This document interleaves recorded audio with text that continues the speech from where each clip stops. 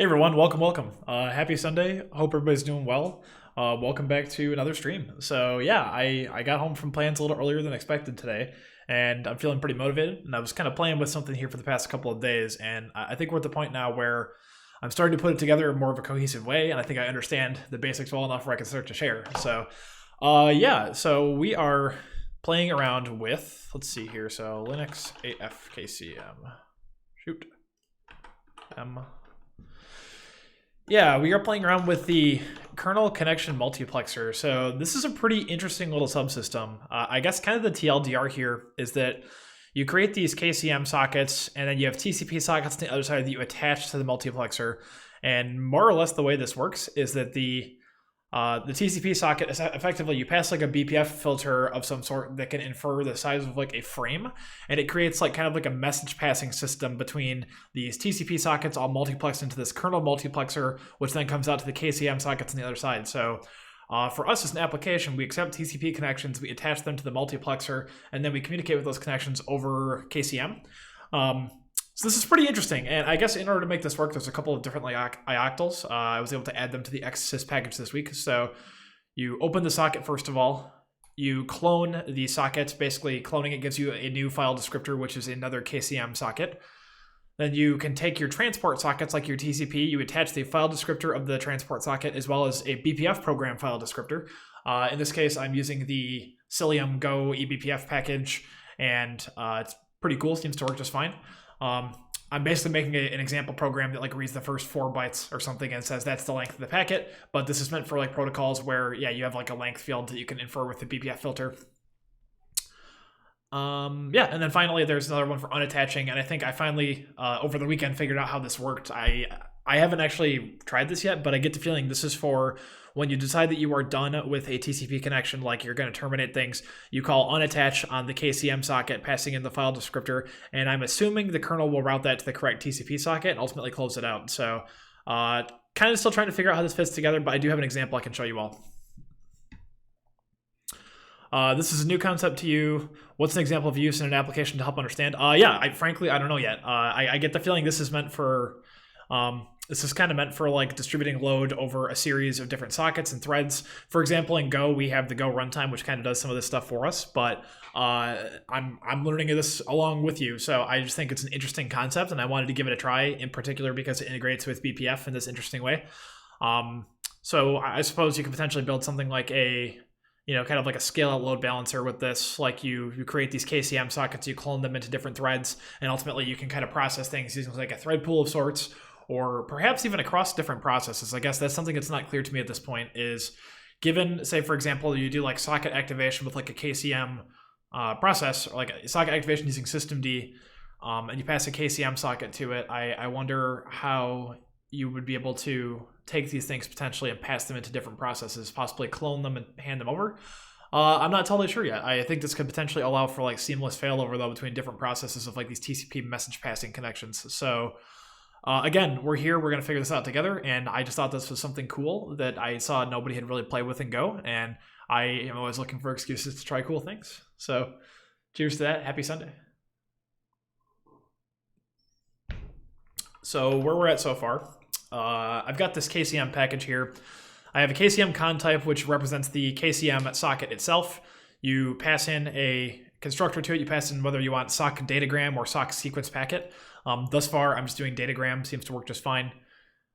We pass a configuration, which right now it's empty, again for expansion. And then once you have this connection, you call a clone on it, and clone will actually give you another KCM con that are they're all backed by the same in-kernel multiplexer, I guess. And you can actually read and write directly to this con. So I added a read method here, but this is kind of confusing because you can... Basically, what will happen is the kernel will just go ahead and route the TCP connections once you attach them. You take, for example, your TCP connection, you attach it along with the BPF file descriptor. This will go ahead and just route those messages to one of these cons. So kind of what I was thinking here is introducing this client con abstraction, because if you call close when you're dealing with client IO, chances are pretty good you actually just wanted to attach the client instead, right? But if you want to close the underlying socket, then you would call close on that. So I think probably what I want here is some sort of like transition mode that will take a KCM socket, KCM con, and turn it into a KCM client con, And then once you destroy that, detach all the sockets, you're able to go back to the root connection and deal with that. So effectively what I had in mind was something like the following divide. So we pass cc dot detach, perhaps. I guess maybe this is the question here is like whether or not we should expose, for example, the detached verbiage versus or unattach.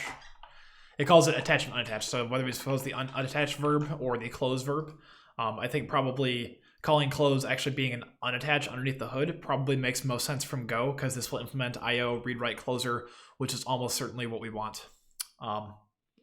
So yeah, we're going to kind of figure this out together. I have some ideas. I have some ideas here, but it's going to take a little bit just to get this working. I suppose in the meantime, I can at least show you all what I have so far. So is this even going to build right now? Unattached, undefined. Hang on. Okay, yeah. So here's what we got so far.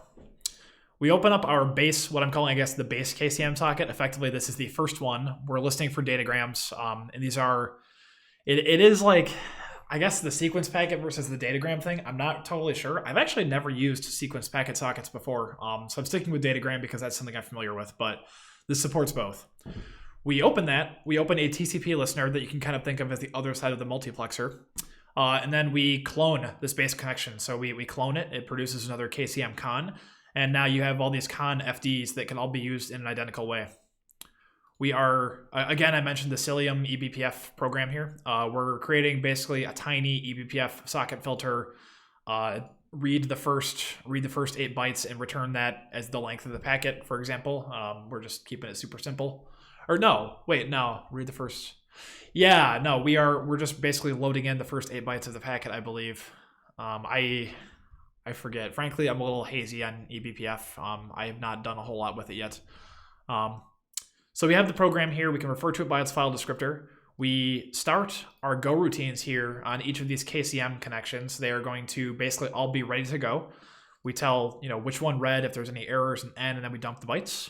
And then we listen for TCP connections and attach them using the BPF filter and the file descriptor. So the way this all works so far, let's see here. I should figure this out. There's a local bin, go bin. I know there's an easier way to do this, but this works for now too. Because we need to be able to set BPF filters, right?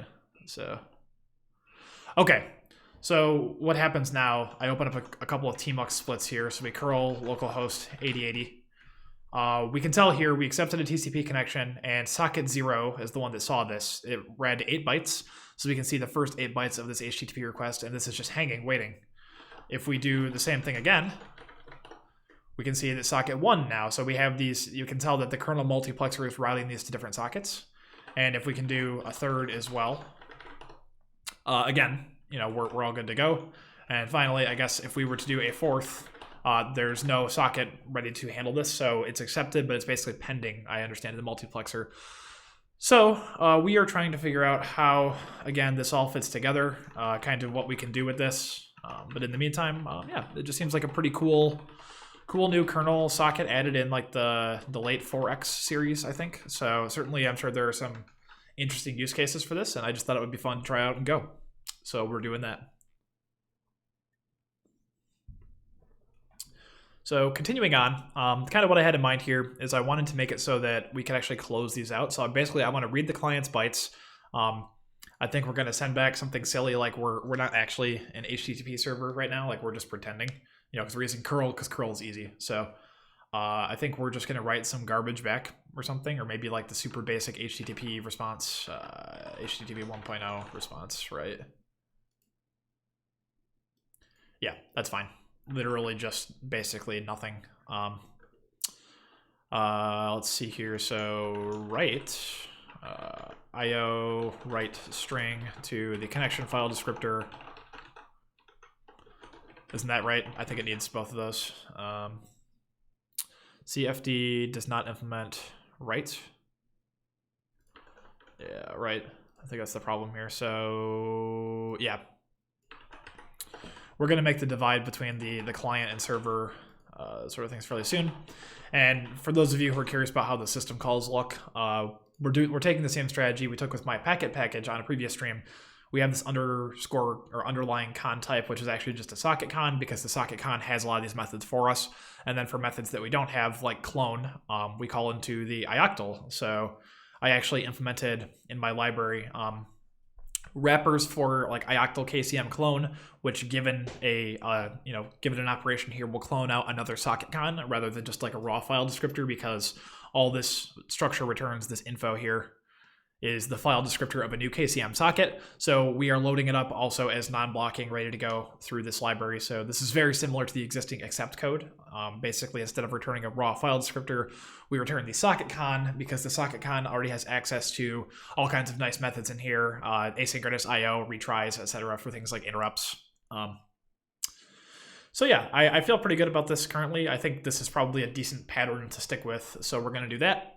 And when we attach it, it's really interesting because there's nothing inherent about this, I suppose, that would like require TCP. All we need is just a file descriptor of some socket. But the examples here only mention TCP. So I get the feeling this only works with TCP sockets. So all we really need is something with a syscall con method, I think. But we're just doing net TCP cons for now because we need, I guess the kernel is kind of enforcing that invariant anyway. I guess maybe what I do here is I just make it so you have to pass something that is a syscall con and just assume that the caller knows it has to be TCP. Because if you were to pass, for example, like a packet socket to this, I think it would just e-inval. Like I suspect the kernel would not allow us to attach it to the multiplexer, but that's something we can find out,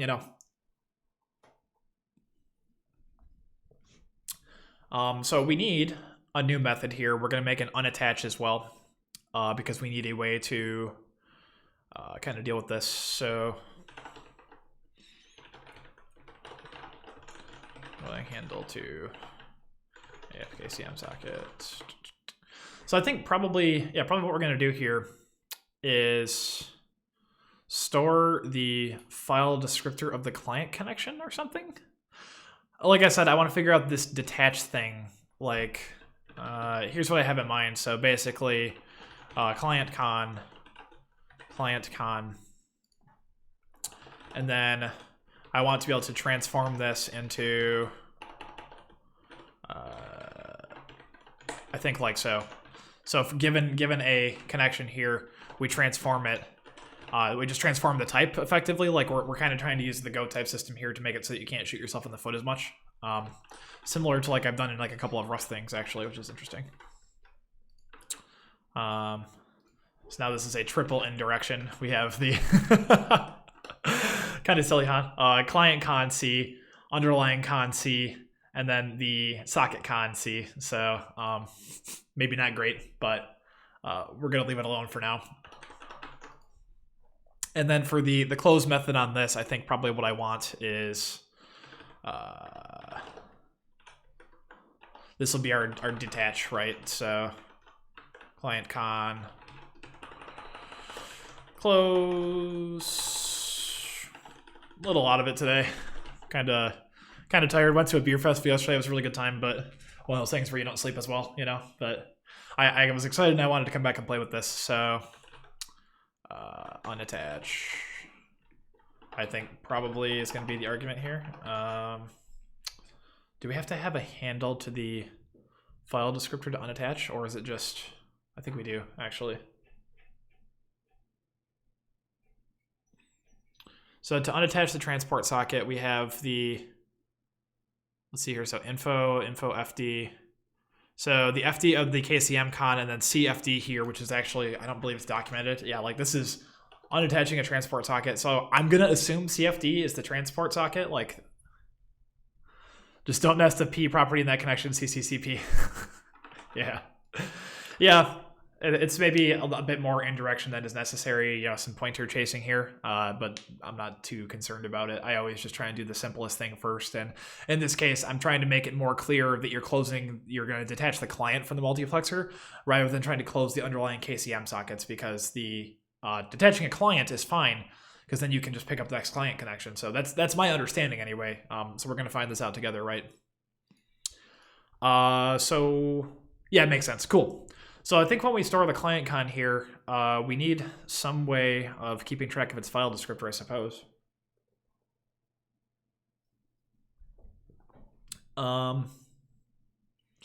So I suppose that attach could return a client con, but I feel like that's not quite right, because if attach were to return a client con, the way I have the code structured right now, at least, is that you call attach, and then you get back to accepting connections. And we don't want to store it necessarily in... Do we... I guess maybe it becomes the application's responsibility to say which one you're detaching from or something. Like, so maybe we can't call this close. Maybe we have to call this detach instead, because we don't know. I think one of the points of KCM is like we don't necessarily know which connection this is coming from. This is just some message that we are expected to handle. So how exactly do I coordinate this if we have to pass the file descriptor?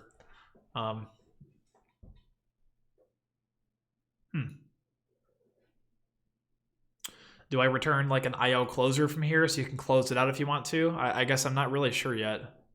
I'm trying to figure out how this all kind of fits together, you know? So I think I'll do something like this. So we'll transform each of these into client cons that can be read write close, I think.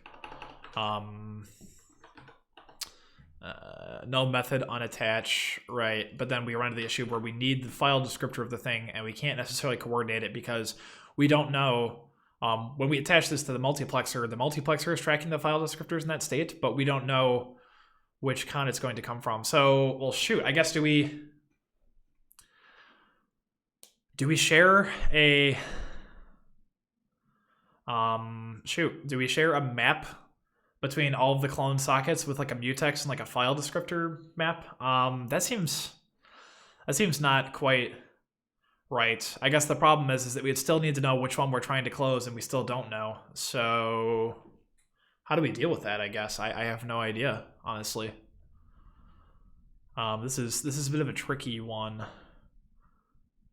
This feels like we're passing messages between, you know, the kernel's passing them into us in the multiplexer. We're attaching sockets and then we're detaching. I think I saw that somebody had created like an example, AFKCM example, but the problem is with that example is that is this the one? I believe it might be. Accept. Yeah, so this is interesting. So this example, the problem is that they are accepting the file descriptor, attaching it to the KCM, and then either processing just a single connection and then closing the file descriptor. So they're accepting a single connection and then closing. So I feel like this is not representative of a real world application. And I find myself wondering, you know, how do you handle this? Like if the sockets don't give you any indicator of which transport socket, which TCP socket on the other side is connected, then how do you know which one to detach? I guess is my question here. So I'm not sure, to be honest with you.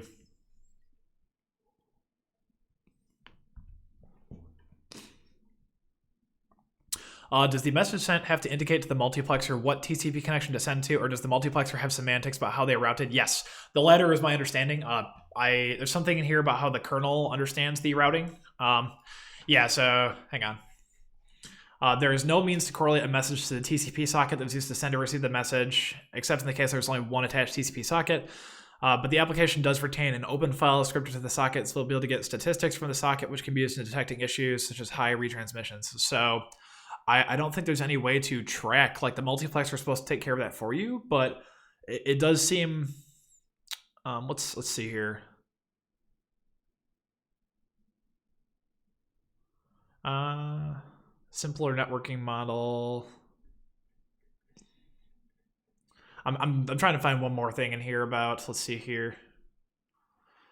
So when a socket is attached to a multiplexer, data ready and write space available events are handled by the multiplexer. And if there's a state change or other error on a TCP socket, an error is posted so that a pull error event happens and KCM discontinues using the socket. When the application gets the error notification for a TCP socket, it should unattach the socket from KCM and then handle the error condition. So do we only unattach when we get an error, or like if the client closes the socket? So maybe this, you know, in pseudocode, right? maybe instead of doing this the way I was thinking, and we override the close in this other go routine, we have this go routine down here. Maybe this gives us our client con, and then we check CC error or something, and then CC unattach. Maybe. I mean, I guess maybe that's the answer here. I'm not totally sure yet. So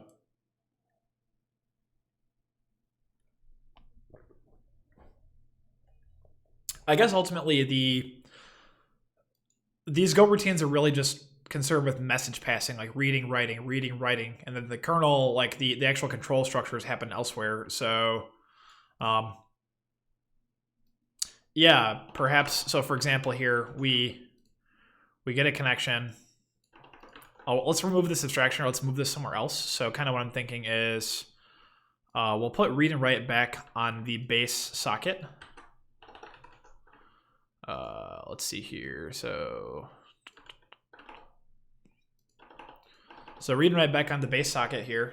So you're doing reads and writes directly on that socket, and then we make it so that the client con retains the state about the TCP connection, right? So not TCP con. So then this attach method returns a client con, or we can call it like an accepted con. The name doesn't really matter. We can always come up with a different name, of course. So we attach this to the multiplexer.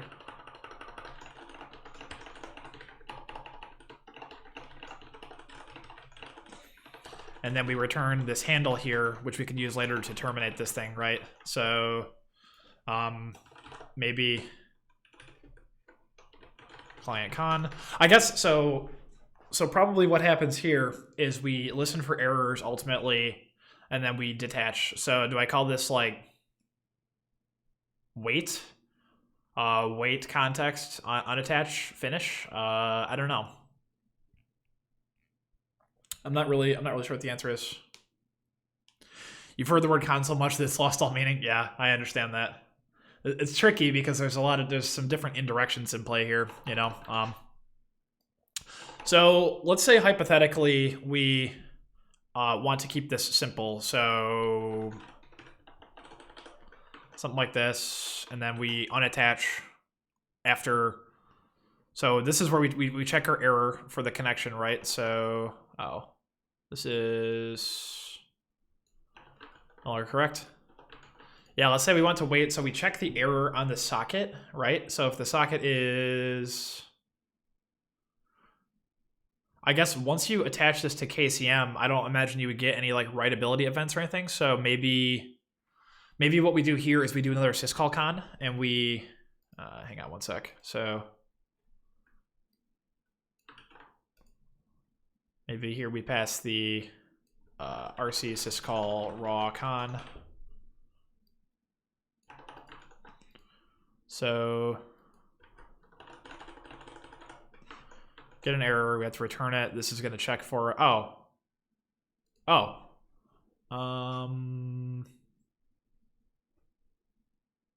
socket con already does this. It already handles the retries and such. So I'm not sure if I have this quite right, but it's close enough. So we're going to attach the thing. We maintain the syscall raw con throughout both as well. So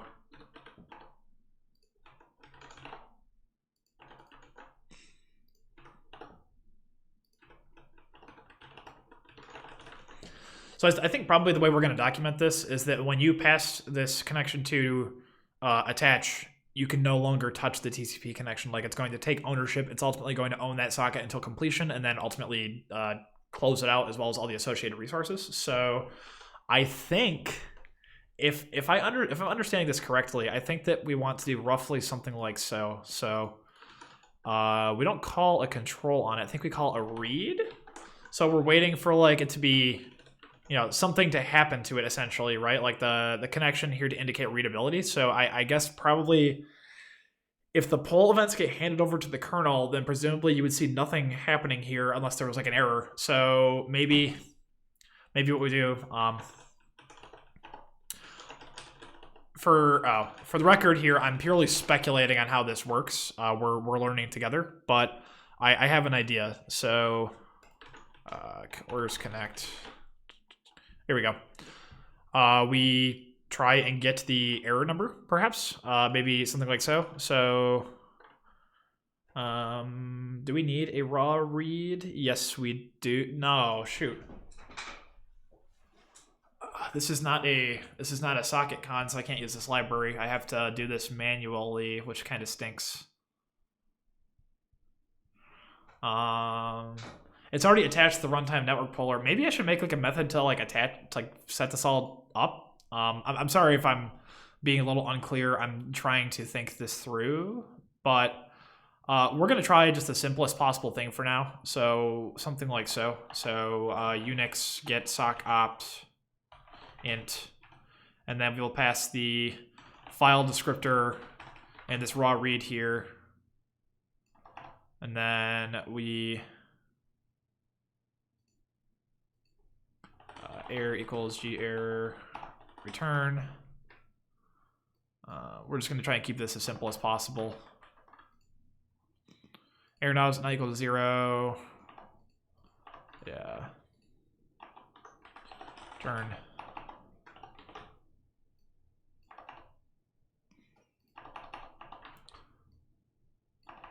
I'll explain my thought process in a sec here. Why isn't this compiling? Read. Oh, that's right, we have to return readiness. Yeah.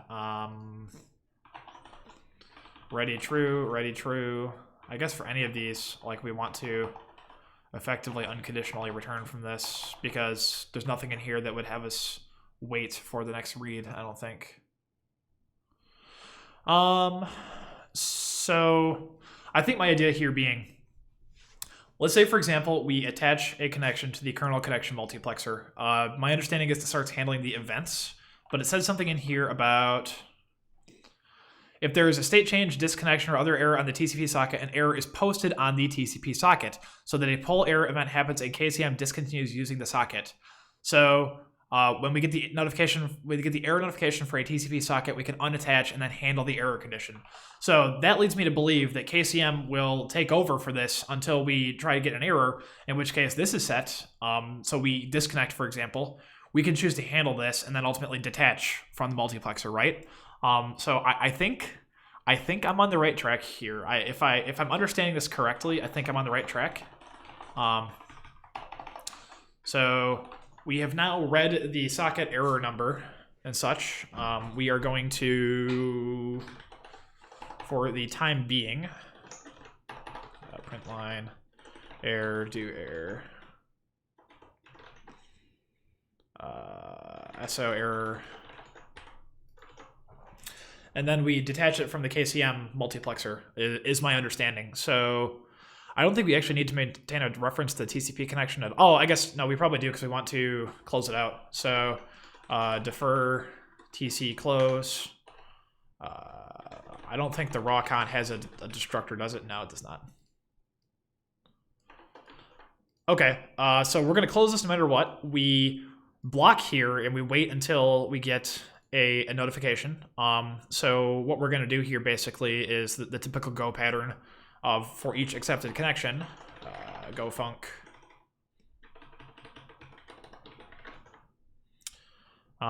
Yeah, we're doing like crappy log error handling right now. Like, I'm just trying to get this working, and when I get it working, of course, we can clean it up into something nice. So attach and then wait, cc wait, which will probably have like a context or similar. Fatal F failed to wait.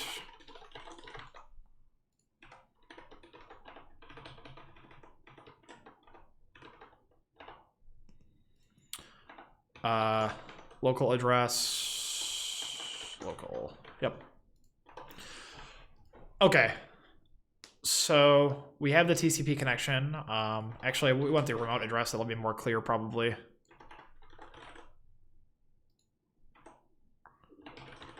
Remote address. That'll be more obvious, I think. So we accept the connection, we spin up a go routine, attach it to the multiplexer, and then this go routine will be waiting, blocked. It'll be put to sleep by the runtime network poller because it's waiting for a poll error. I think all the other events will be passed over to this one, but tricky. So for those of you, I suspect most of my viewers are Go folks, but if this is not familiar, this is a good lesson. When you pass something to like a Go routine like this, you have to make copies of the thing. I suppose I should just stick with one method of doing this. I'll do it this way because it's more explicit because I'm already passing I that way. So if you do a for range loop with Go routines, then you either have to, these are KCM cons actually, you either have to do this, like create like a shadowed scope for these variables, and then pass in the shadowed versions because that makes a copy, or you have to explicitly pass them as Go routine arguments like this. Typically, for a single argument, I'll just do like this. But certainly, if you're new to Go, this is a little bit cryptic, right? But for two arguments, like I feel like it's reasonable to pass both here because we're using I to identify some sort of like ID for the, excuse me. We're using I as like an ID for the KCM con here. So I think this will work fine, but we shall see. Let's try and make curl go away.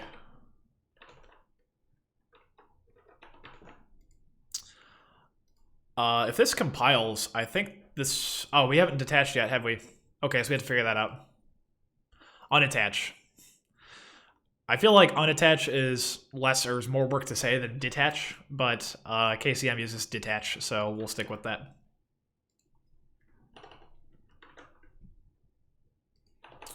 Unattach, right? So we have to unattach from the... Oh, shoot, but yeah, again, this is on the TCP con side. This is not a socket con. I feel like I might want to make a library that like, or I might want to make a constructor in my socket package that coerces the like standard library types. Because my package handles things like retries and stuff that we really don't want to deal with for this sort of thing. Like if this gets an E interrupt, then we've got to handle that, and that sucks. So maybe this is a good excuse to make a new API. Let's just take a look really quick. I'm curious now. Let's see here.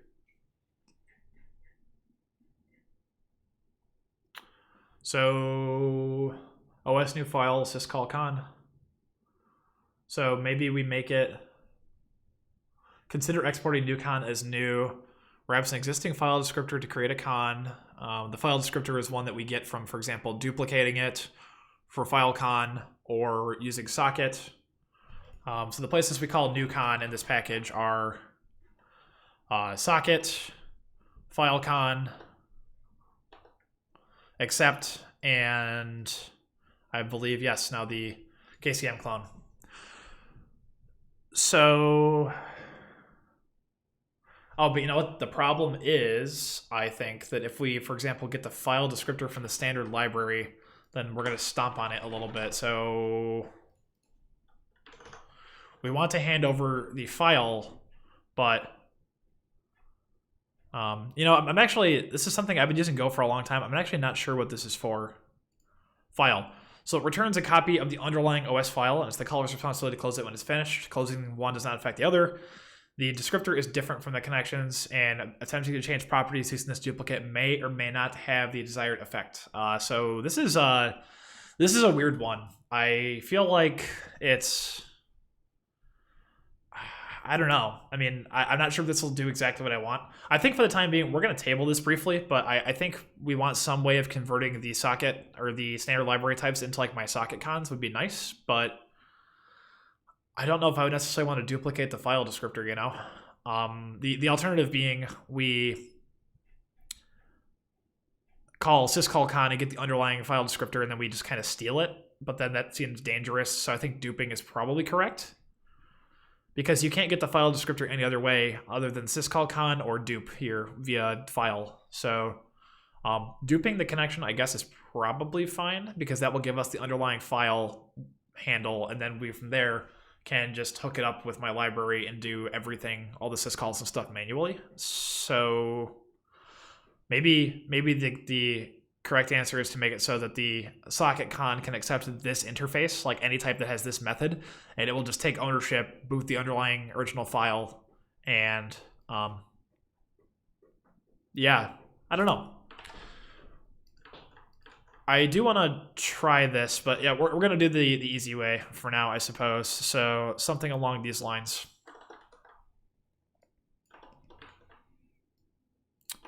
This will be SO error. This will be unattach. So octal unattach KCM. Yeah. So the KCM file descriptor, first of all. CC RC. RC being the...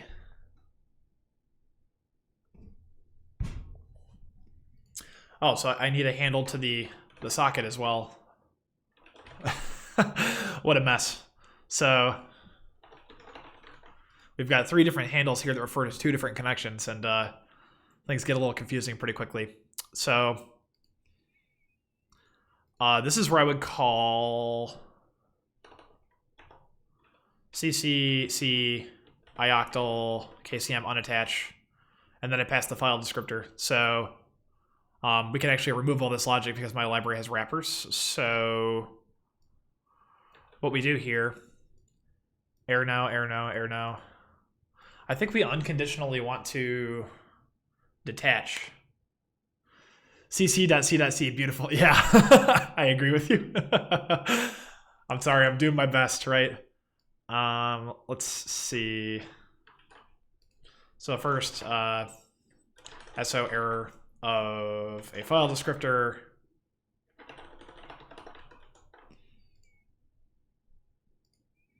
We're going to try and simplify this a little bit, my friends. Let's see. No file descriptor, and then Unix error now, right? And then basically what we do here, SO error, FD, int FD. I suppose I could just uint pointer this because it's just that way it saves another coercion. And then we want to unattach. So regardless of what's happening here, if we get a readability notification, that should mean the thing is done. So I think we want to unconditionally unattach. So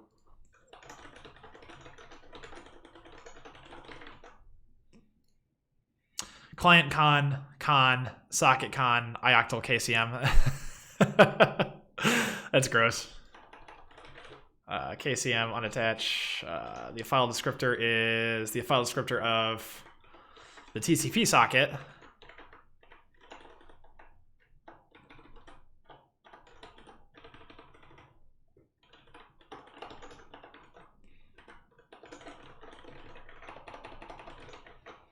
Okay, KCM unattach. Sure. And then we return true because regardless, we're going to consider this to be ready when we're done. Nested syscall cons, all kinds of fun. So regardless, we close this unconditionally. We're done with this, the TCP connection whenever this ends. And then this is going to be syscall con, error, do error. Oh, so we're shadowing this, yeah. Well, shit. For now. There's a better way to handle this, but I just want to see it work.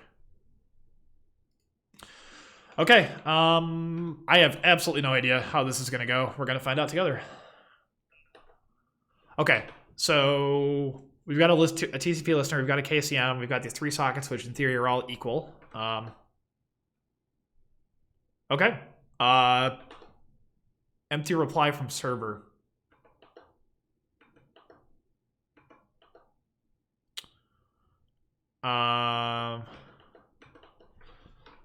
So curl is, we're just not sending anything anymore. So something's incorrect here. It seems like at first it worked, but I think something is still subtly wrong. So yeah, we read bytes from the connection. Oh, we are terminating it right away somehow, I think.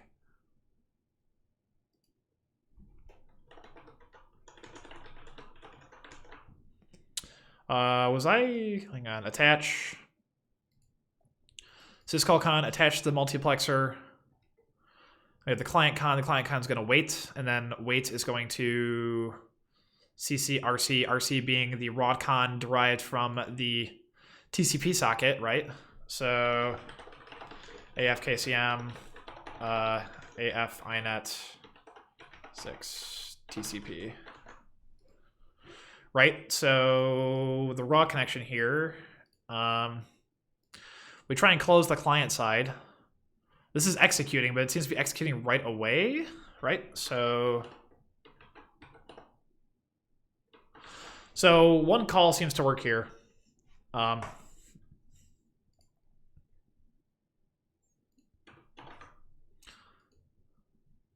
hang on.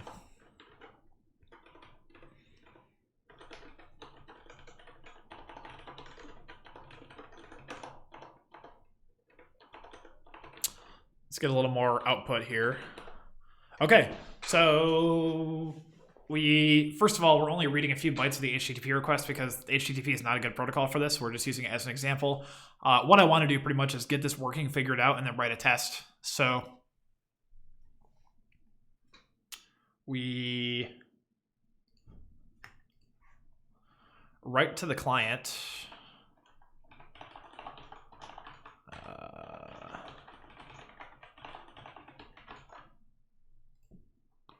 So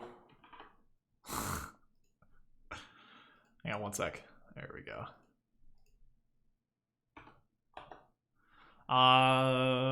Okay, so we wrote 53 bytes back to the client. So it claims here that we are reading and writing, but now it's getting empty. Oh. So sometimes it's empty, sometimes it's not. Is that dependent on which socket picks it up? Except, so it's accepting and trying to attach, and it's just not doing anything? Is that because we detached all of the file descriptors from the... Hang on.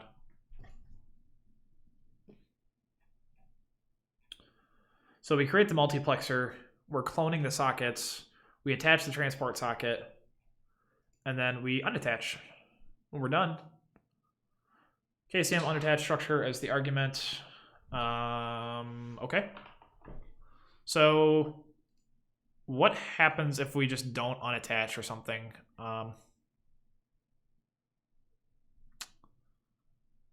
Syscall con KCM.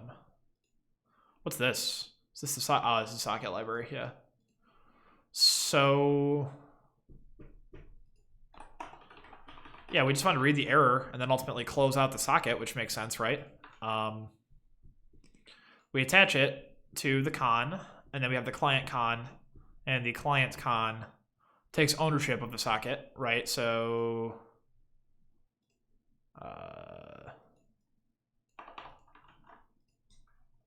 okay. So we accept it, we attach it, and then we wait for it to be done. So now this is hanging. So that's because I didn't detach. But we can see that, like, you know, the different multiplexers are running and they appear to be... Oh, this one just didn't even bother. Okay. Hang on. You know, to simplify this just a little bit, let's just clone one connection instead of two. So we're only going to have two KCM sockets. We're going to kind of do the base case here. Okay, so the first one, we send the message. We get hello KCM. This one's just hanging. Although it claims to have written something back, so... Oh, wait. This popped up in the other one, didn't it? Excuse me?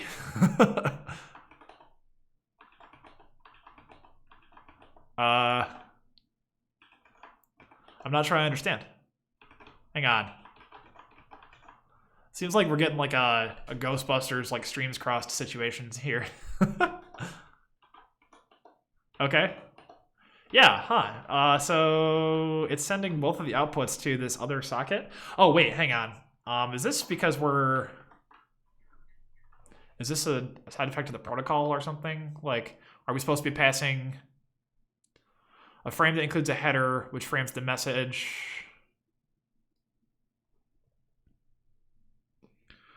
So when attaching a TCP socket to the multiplexer, a BVF program must be specified. The program is called the start of receiving a new message and is given an SK buff that contains the bytes received so far. So it will parse the message header and return the length of the message, and then it will construct the message of the stated length and deliver it to the KCM socket. So maybe this is where using HTTP is starting to bite us a little bit. Maybe we should like make a protocol that is like a fake one or something. So, oh, let's see. I guess probably the way to do this would be to put this in like a test case of some sort and then build a thing that will do like a simple framing protocol where we have like, say for example, a uint16 length and then just like bytes that we echo back, right? So maybe that would make sense. So I think here's what we're gonna do. Does this compile as is? It does not. I broke it. How? Line 43. Oh. Okay. We're going to take this and we're going to write a test, basically. So KCM test.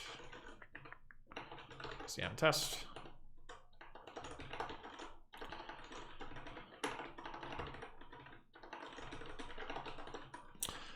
Okay. So... Oh, shoot. So we're going to open a TCP connection on any given port. All these log fatal Fs will be T fatal Fs now. So T fatal F. So we open a KCM socket, we open a TCP listener, and then we are going to clone it and then send TCP connections at it. And we're going to make a super simple protocol that we just echo back and forth, I think.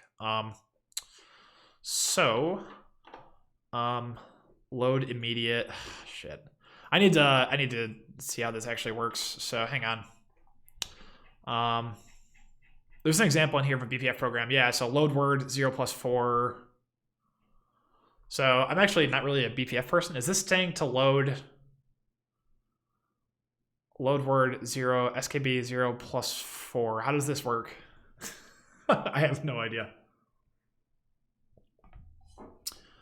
We can also look at this example too. What's the BPF program in here? Here we go.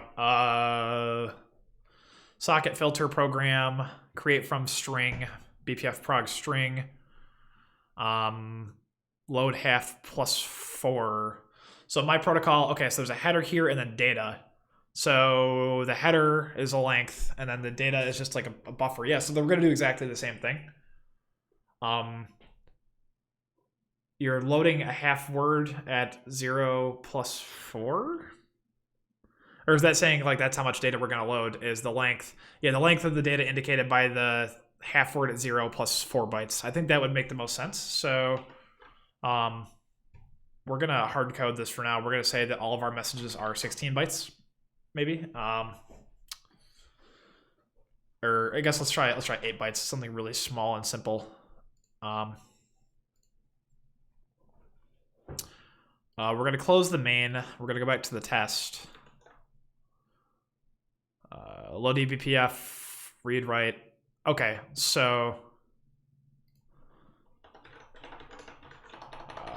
make bytes repeat.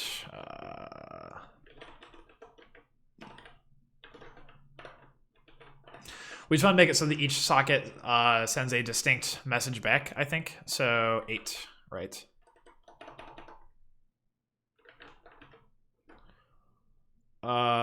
This will actually already allocate a buffer for us. So we read. So the read buffer, then the write buffer, we just allocate. And then we're going to just dump it back to the client. So W write WB. We accept TCP connections, and then we pass them to this go routine. So this is going to be another go routine. And ultimately, we're going to connect to our listener using a local TCP dialer of some sort, and we're going to send like basic messages. So dial TCP, the local address string, dial client, close, and then we're going to pretend like this is our protocol bytes, right? So we start to send 8 bytes at a time. So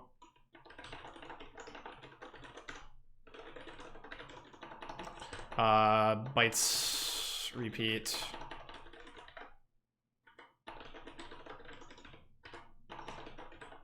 Something more obvious. Failed to send bytes.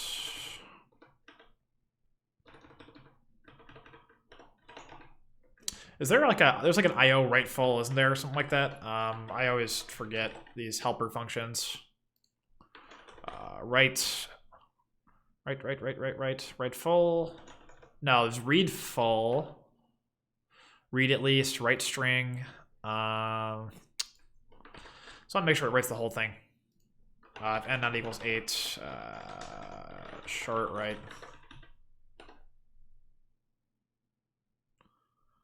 Cannot assign n. Oh, n's a constant, right? So this will be n KCM, because this is going to be the number of KCM connections or sockets, and then this is going to be the number of bytes read. And then we read a message back, and then we terminate. So we're just trying to verify this actually kind of does what we want. Slight trickiness going on here. Uint 8 or byte, yeah, right. Read buff, W write. Oh, CFD right.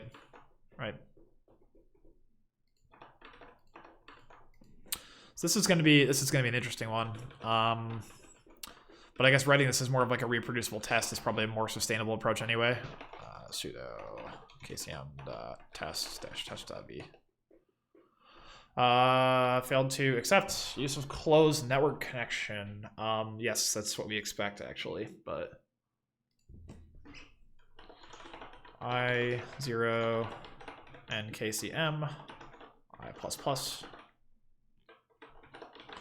Yep, and we're gonna go ahead and read back to, so RB make array byte.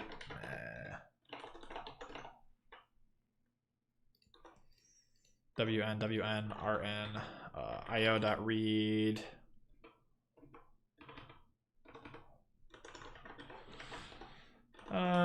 Failed to read.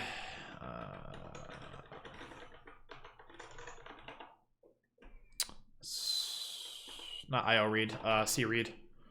Read up until that point, so RN, right? Okay. Yep, so we read all ones. All ones. Okay.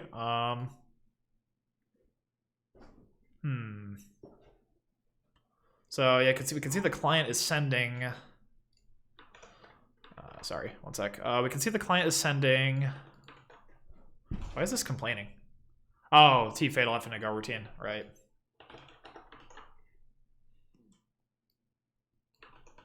Panic F, a little helper. So okay, failed to accept use of closed. Is that because?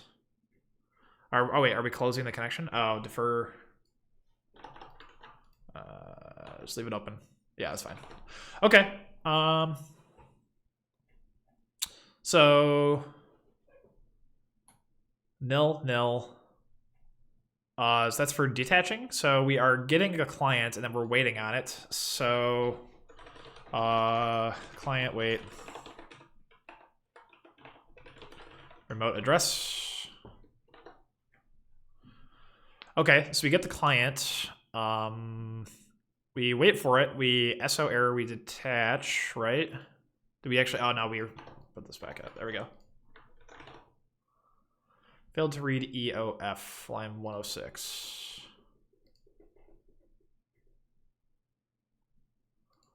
Line 106, failed to read. These are different TCP connections, right? They should be fine. I would think. Because this would write to me before this would write back to me before it detaches, right? I would think. Maybe I need some synchronization here a little bit. I guess probably inherently I'm kind of relying on, I assume that like we get a message, send a message, and then we can detach, but that's probably not correct actually. But as mentioned, this program here is kind of weird because like it just accepts a single. So we're accepting a single connection here. We attach it, we process it, and then we close the file descriptors, which is not like KCM FD0, FD1. So we make a multiplexer, we clone server. Yeah, this doesn't really make sense to me because it just kind of creates the server and then there's no looping at all in here. So it forks. Pipe fork, server read, client. Oh, it's just a client and server threading. Okay. Yeah, this doesn't really make sense to me because it still just accepts a single connection then closes. And like I feel like that's not why you would use this. Like you want something longer running. So I wish I understood why they chose not to demonstrate a long running server. So process here, you get FD0, FD1, which are the KCM file descriptors, not the, let's see here. So process on the KCM side, yes.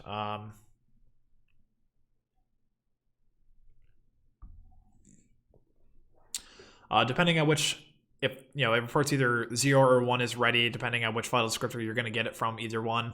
In our case, epoll, the runtime network poller, is handling this stuff, so we just get called on whichever one's ready to go. We IOVEC, let's see here. Length 1. We receive the message, blank from the client, server received data, and then we write the message, my message, send message back, and then that's it. So it's just reading and writing a single message and then detaching. It's closing the KCM files, which doesn't seem quite right, I guess.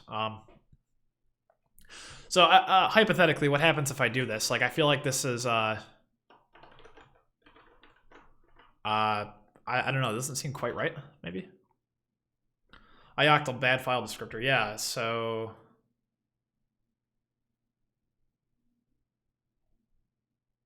KCM unattached, bad file descriptor because I closed it, yeah. So I don't understand how you use this unattached, I guess.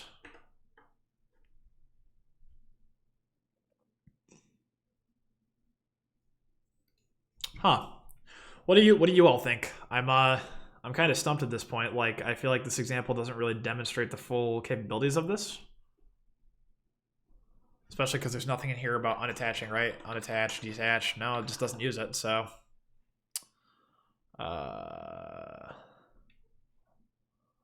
AFKCM example, I accept.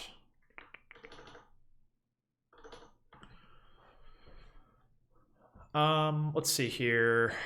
Kernel connection multiplexer. This is one of those mailing list things, isn't it?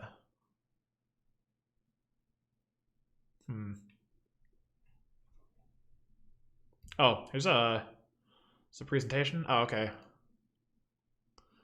Jonathan Corbett, yay. Okay, so this is LWN. Tom Herbert's kernel connection multiplexer. Let's see here. Send and receive messages over TCP with a couple interesting features. So it's a wrapper to an ordinary TCP socket. Yep, this PSOC thing is what we are doing on the TCP side. It will sit between the application and the actual TCP connection, and then the messages are sent as formatted by the application. So the incoming data is buffered until the kernel sees a full message has arrived, and then the message is made available to the KCM socket. Yep. This ensures that the messages are sent and received as atomic units, so the application does not have to manage that aspect of the protocol, right? The kernel is handling message receipt. It can also deal with multiplexing, so the actual architecture looks more like this. Yep. An incoming message can be passed to any of them, so the kernel will choose one. Things get more complicated on the other side as well. So you can have multiple TCP connections to the same destination. The multiplex could choose between those for outgoing and accept incoming messages on any of them. Yep. A poor hacker's multipath TCP. Huh. The data's broken. Let's see here. BPF, yeah. It's passed to a BPF program for evaluation. The program will determine the length and return that value. So a return value of 0 indicates the length cannot be determined yet, and we have to read more data. Ah, interesting. Negative number indicates protocol error, and KCM will stop serving the affected connection. Okay, that's good to know too. So yeah, it is the number of bytes. It is the number of bytes we expect to have. So we are, again, hard coding, right? We're loading an immediate. One sec. Where's my BPF program? It's in the test now, isn't it? As a D word, 64 bits.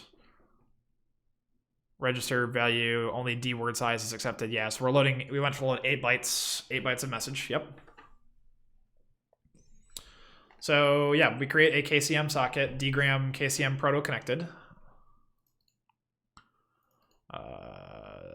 Dgram KCM proto connected. Yep, that's exactly what we're doing. So we have to structure the establishment. Let's see here. So if we want to create more KCM sockets attached to the same multiplexer, we can call accept on the initial KCM socket. That seems old, actually, because this is... Now there's a clone. There's a clone call now, so there's an ioctyl for that, so this must be out of date. This usage, while perhaps a little surprising, is arguably a reasonable way of overloading. Yeah, I think this is probably out of date. There's an ioctyl now for doing it. The application must take care of the establishment of one or more TCP connections to the remote side and attaching them to the multiplexer. And then once the socket's open, it can be passed into a KCM attach. This never made it in, so like you can't attach traditional BPF programs. There's only eBPF.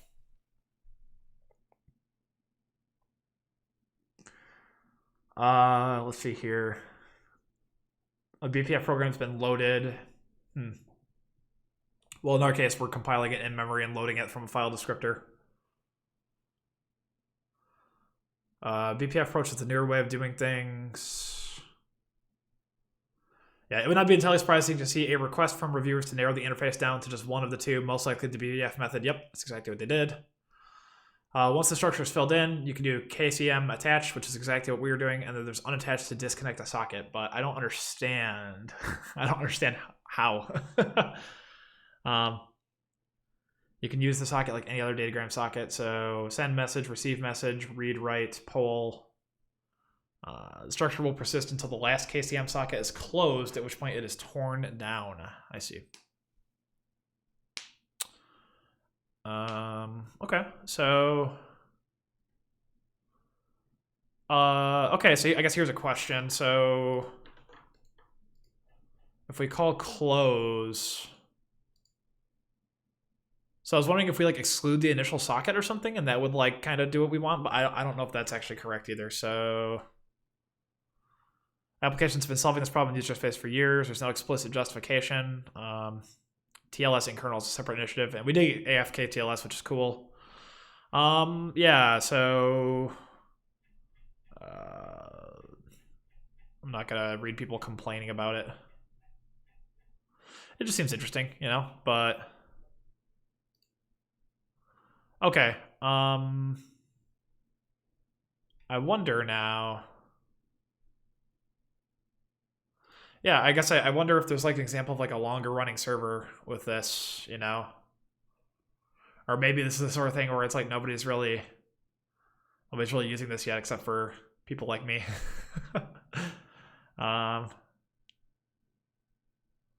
AFKCM.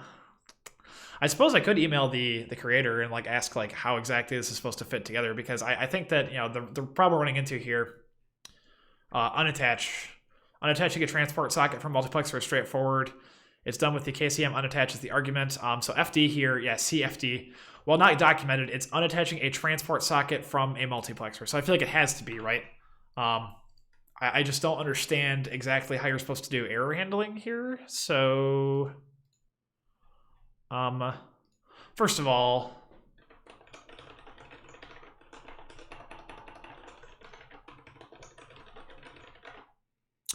You cannot even find the sample test program mentioned in the email. Oh, interesting. So let's see here. Sample application. Huh.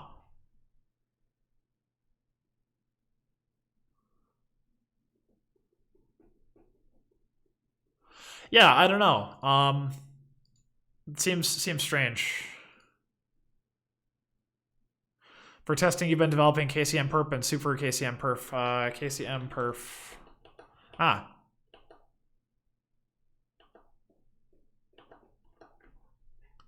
Ah, I see. So Tom Herbert, KCM perf.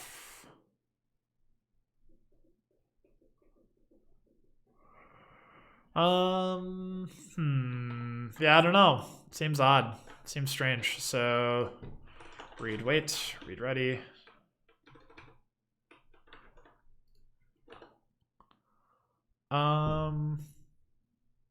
So first of all, hang on one sec here.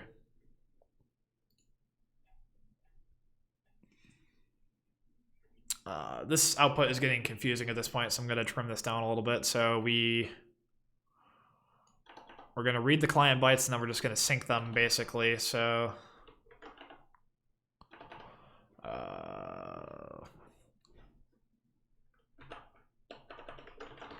for now. And then we write back.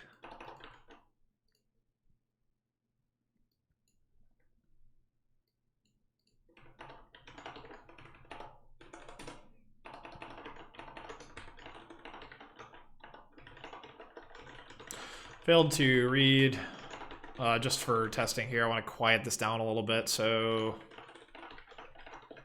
Panic F failed to write. Right. I don't think we want this FD closed. I think that was a problem too. Okay, so client wait, read ready. You get the error, you read it, and you're done. Yeah, that's that.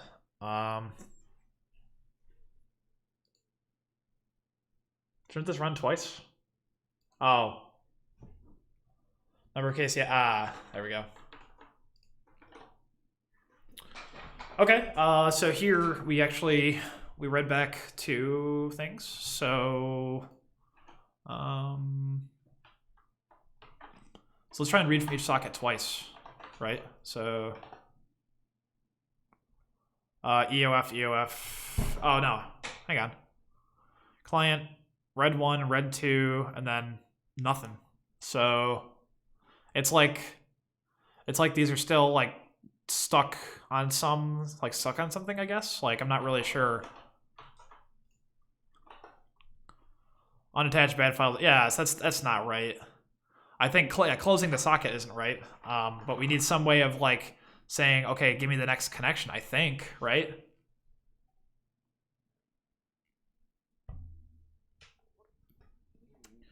Okay, let's try one more thing here. So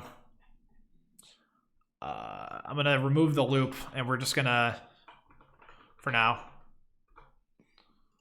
I want to is less than 10, I plus plus.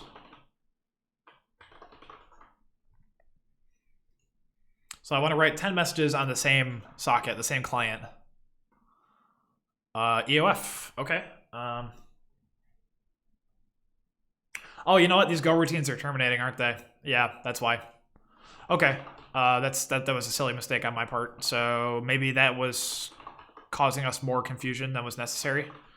Okay, so you read, you write. You read, you write. That's it. These are just going to run, and they're going to do their thing. So, all right. Well, I guess we'll have to figure that one out. I'm going to go get a refill on water and stuff. I'll be back in a sec.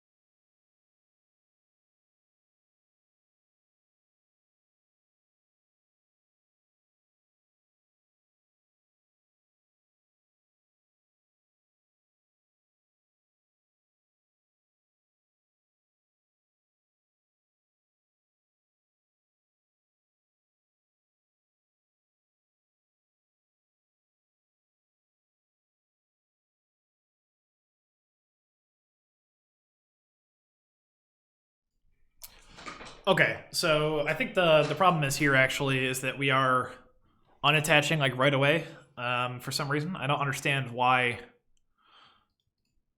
Why would this is indicating for the socket to be readable. That's not what we want. I guess we want the error, right? So maybe the runtime network polar is biting us a little bit here because we aren't able to. I don't know if we can do RC error, like we have to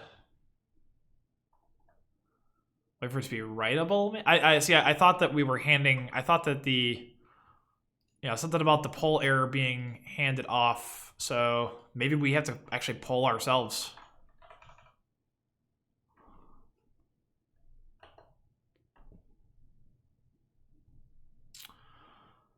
Should include a thread to monitor errors raised in the TCP connection. This would be done by placing each TCP socket attached to a KCM multiplexer in ePoll set for poll error event. If an error occurs on a TCP socket, it sets an ePipe on the socket, thus waking up the application thread. When the application sees the error, it should unattach the socket from KCM and then just close it. Okay. So do we have to ePoll ourselves? Is that the impression I'm getting here? We have to call our own ePoll and just wait. Let's do a hypothetical here. So Unix poll.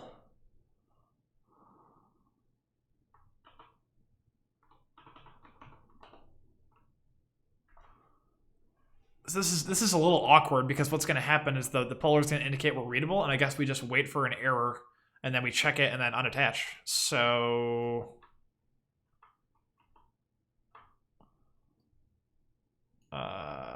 okay. Poll FD. FD events are events. So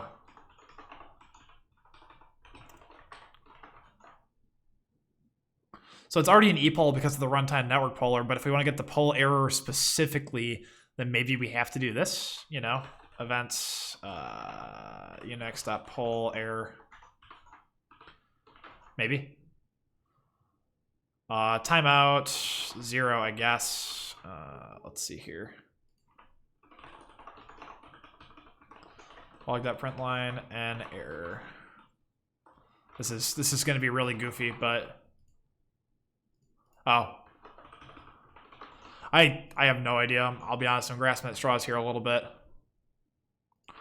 Poll 0, read ready. 0 nil.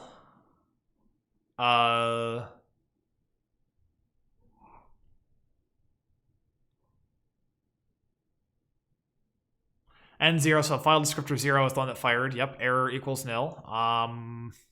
Failed to read, connection reset by peer. So let's slow this down a little bit too. We want to read, we want to write, we want to retry. So time sleep 1 time that second. Slow the client down, that is. File already closed. That's something that my library would do if it happened to close the underlying descriptor. So yeah, it's because we're closing the file here. This wait function is not doing what we want, unfortunately. So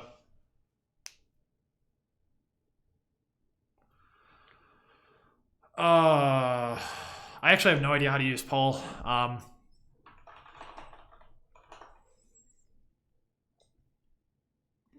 The requested events, the returned events. Oh, wait. So we need to specify the R events as well. Hang on. The file descriptor.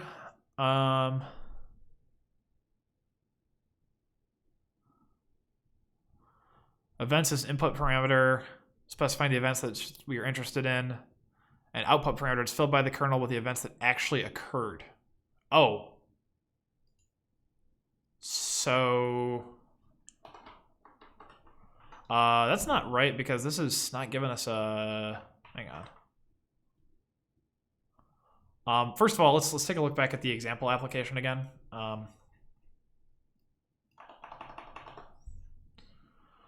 We're all learning together today, right?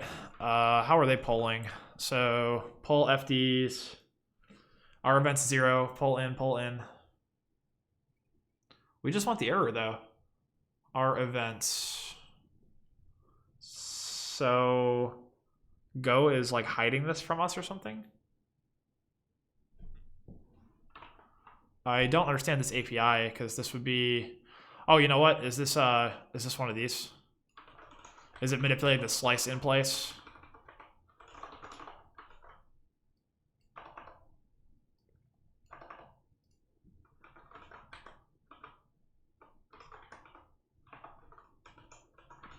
I think this might be setting the R events in here. 1180, yeah, so that's not right though.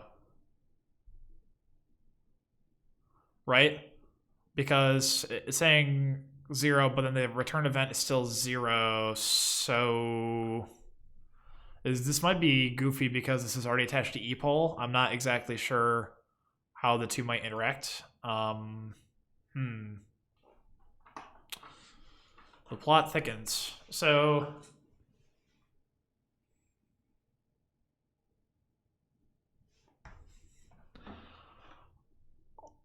hypothetically here, 0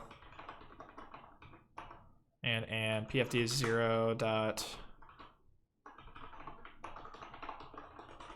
not ready. Put us back to sleep is the goal here. So we want to look at the, so we're telling the runtime that like, no, we want to be woken up again next time there's something going on here, but we want to poll for this too, I think. Okay. That may have fixed it.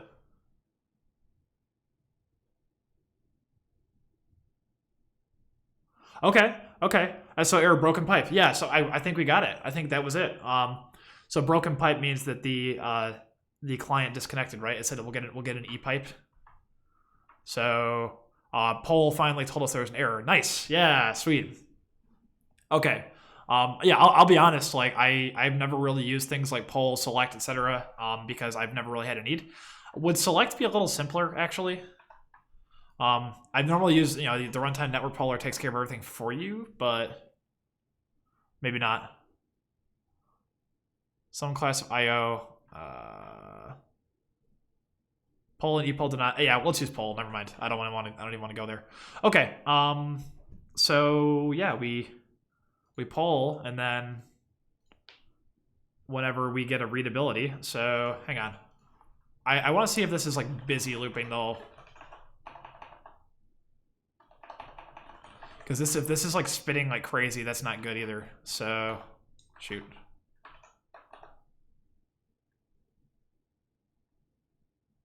Aha, okay.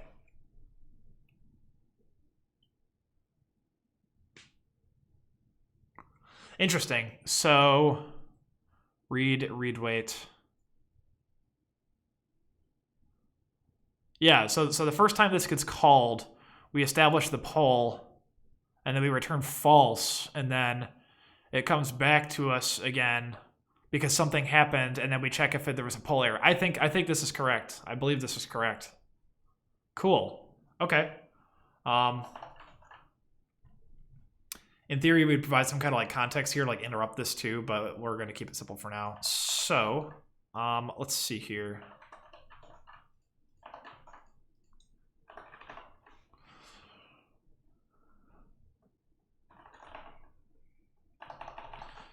Use poll to determine if and when a poll error has occurred. Once we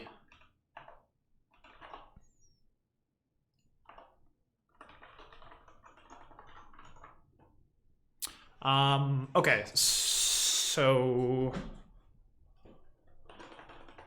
we got to fix up the error handling here too. What did I just hit? Okay, so the way this is gonna work, the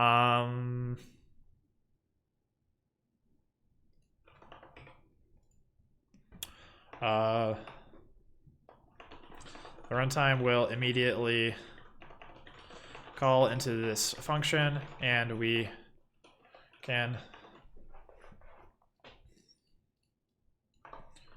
will then indicate we aren't ready until called again.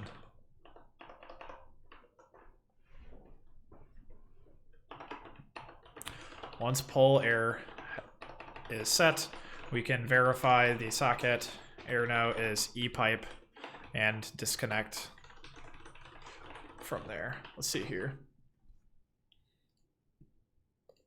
This is pretty interesting. So monitor errors raised in the TCP connection. Place each TCP socket in an epoll set for poll error. So we could do epoll as well. I'm not as familiar with how it works. So because I know it's the nicer API, but we said an epipe and wake up the application thread. Okay.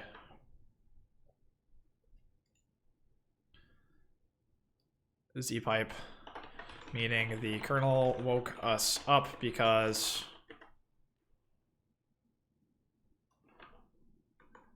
an error occurred on the socket, such as a disconnect. This means the kernel woke us up. Okay. So let's do proper error handling here. NFD. If we're always going to pass, I don't think we actually need to first resolve this at all. If we're always going to pass it to, if we're only passing one to poll, we don't need to know the answer there, do we? So, okay.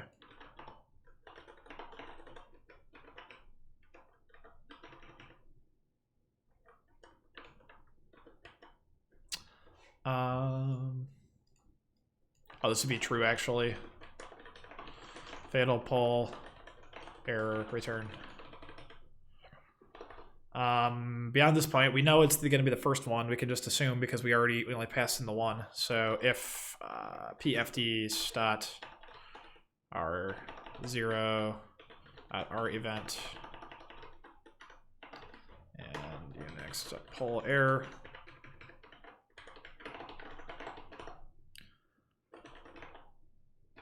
So if poll error is not set,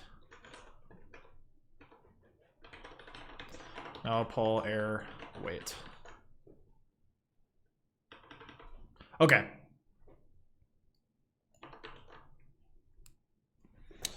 SO error, so we get the error number, which is going to be, yeah, okay. Simplify, simplify. SO error calls get sock opt 2 for SO error.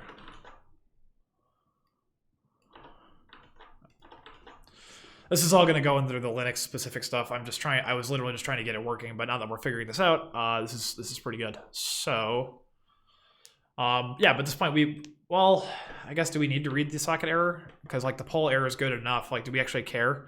KCM sets epipe. I guess probably we want to verify that the error is epipe, right? I suppose that makes sense. Oh, did I move this? I did. Yes, there we go. Unix epipe.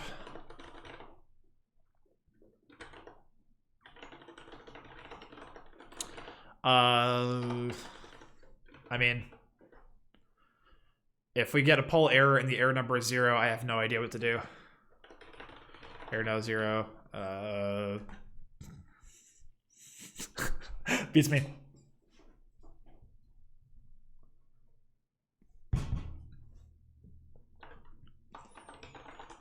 No error now, nothing to do. Actually, I prefer a switch statement. Nil.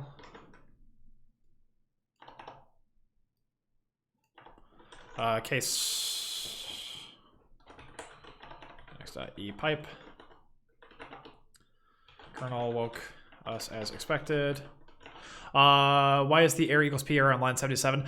Because we're using the syscall con, we have to shadow to get this error value out. So fatal error, we want to capture the poll error and return it in that scope. I suppose what I could also do is just directly assign to the error and not shadow, but I find that kind of confusing. So I prefer this. The unfortunate thing about the syscall con closures is that you have to propagate errors out by closing over.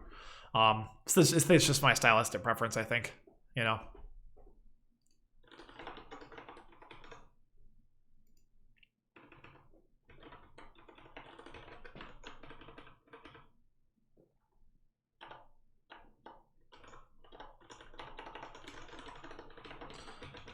error, return it. Error equals error no, return true.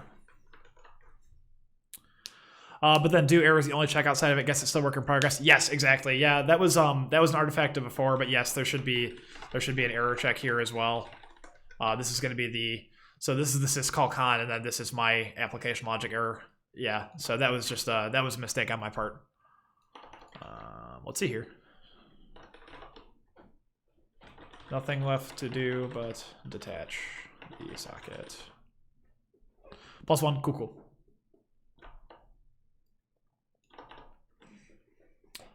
Remove this socket from KCM.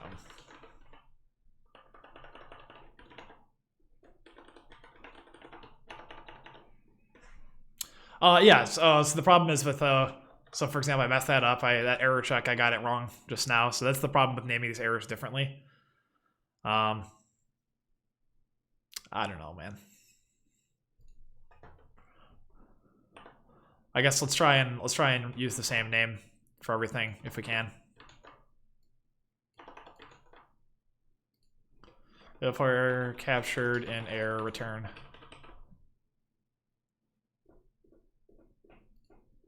Error not equals nil. Yeah, exactly. Yep.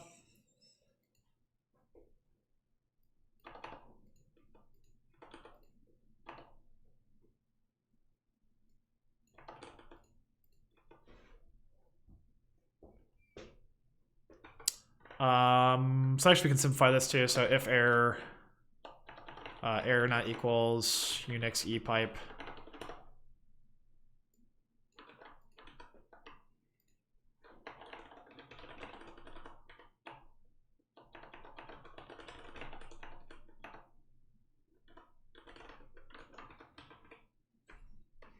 But if there's no error number, but we got to pull error, I guess, is this possible? By the way, did you send a paper in for GopherCon 22? Only 1 week left. Yeah, I was thinking about that this week too. I'm gonna submit for sure. Yeah, frankly I had no idea the CFP was closing so soon because the conference is in September. So I had no idea. But yeah, certainly I'm gonna submit. I think probably the work I've done on the socket package would be a pretty cool follow-up to. I've got a couple of ideas, but I previously did this talk about building a netcon type from the ground up. This talk in 2019, and I think that the state of the art has advanced a little bit. I certainly my socket package I've learned a lot, and I think that there's a lot I could probably share and talk about things don't just work now, but they work really well. The error handling is really good. So I think this would be an interesting follow-up talk. So that's my plan.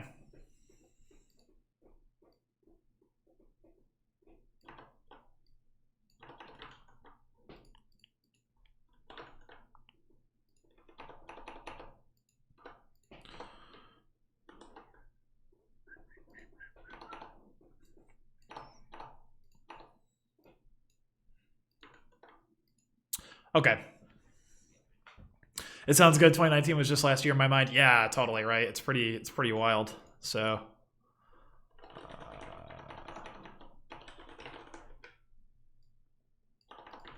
okay. I think this is correct. And we'll document, for example, that this takes ownership of your TCP connection and such. So the client con is what you're going to be using to deal with that. Maybe I don't really need the type. If the only thing is a method here, maybe I just make it so that I don't know, an IO closer or something.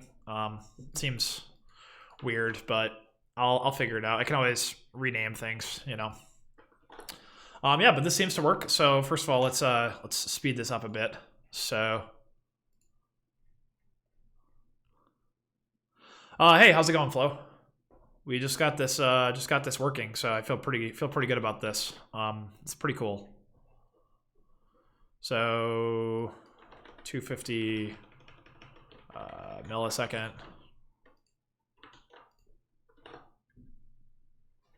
Yeah, so you can see it's actually distributing the connections appropriately among all of them. So read already closed 121.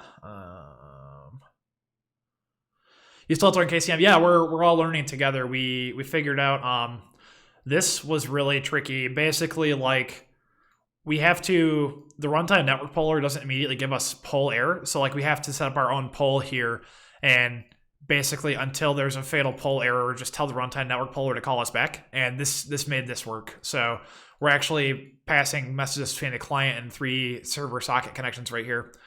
So pretty cool. Things are going pretty well here, I would say. Certainly I would like to commit something about this today, but hour and 35. Yeah, we're doing good on time and everything too. I don't have plans until later today. So yeah, let's see here. eBPF program. We're just loading 8 bytes. That's it. These programs are fixed. Messages are fixed 8-byte chunks. You'll watch the recording. That looks nasty. Yeah, we're about an hour and a half in, but we've got some good stuff. Oh, you're doing your taxes. Thanks for the entertainment. Yeah, for sure. Happy to share. This has been really interesting. You know. Here, let's do this. NKCM -1.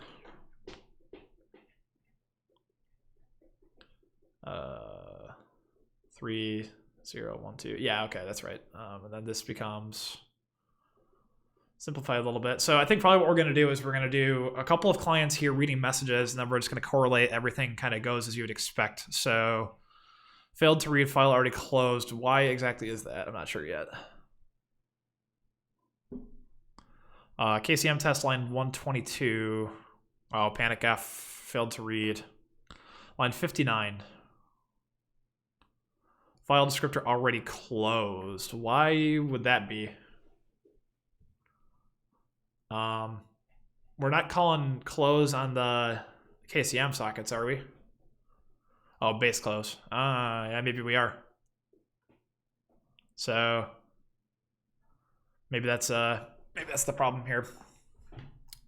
So we're gonna have to plumb in some context stuff into here too, pretty much.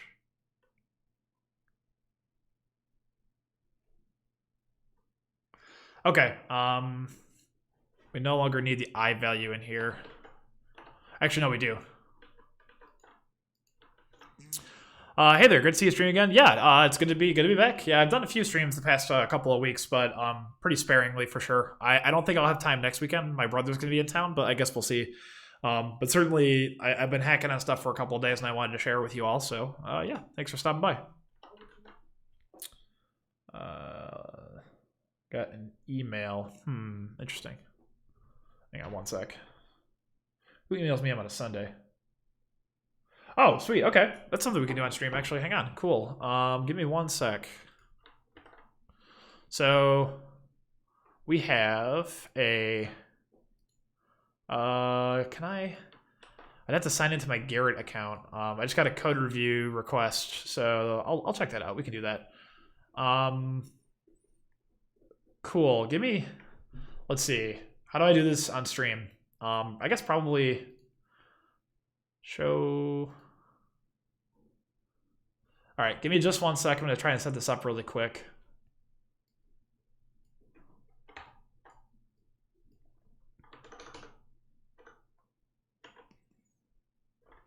Okay, yeah, this should be fine. So I wanted to make sure that my personal browser window here logged into Garrett. Garrett bot. Oh, Brad.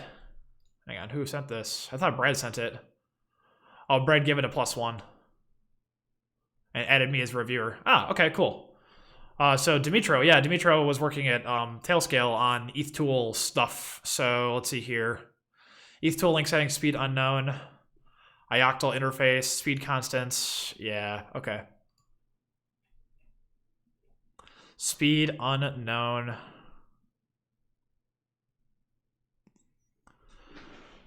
So exactly what I did in my attempt, but it generated the empty struct. So struct ETH-Tool link settings, Z-types auto-generator to do it by hand. That's a good question.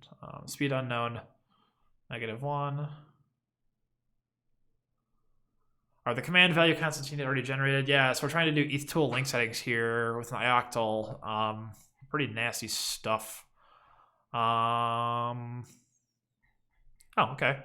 So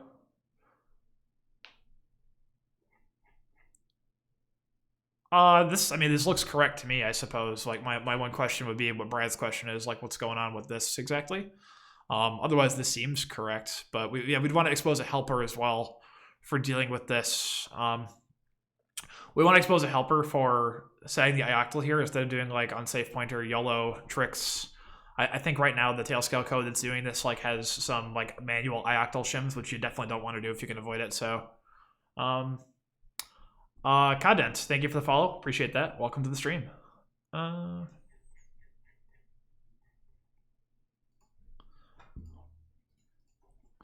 Looks good to me pending Brad's comment. If you'd like to add a new ifrec ioctl helper in this CL, that'd be fine by me, or it could be done in a follow-up.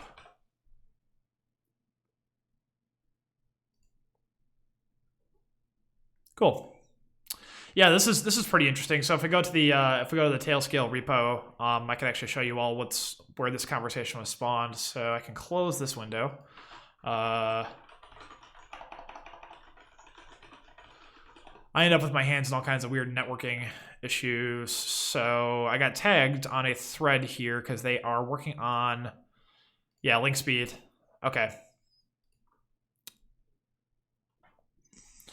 So basically, what's going on here?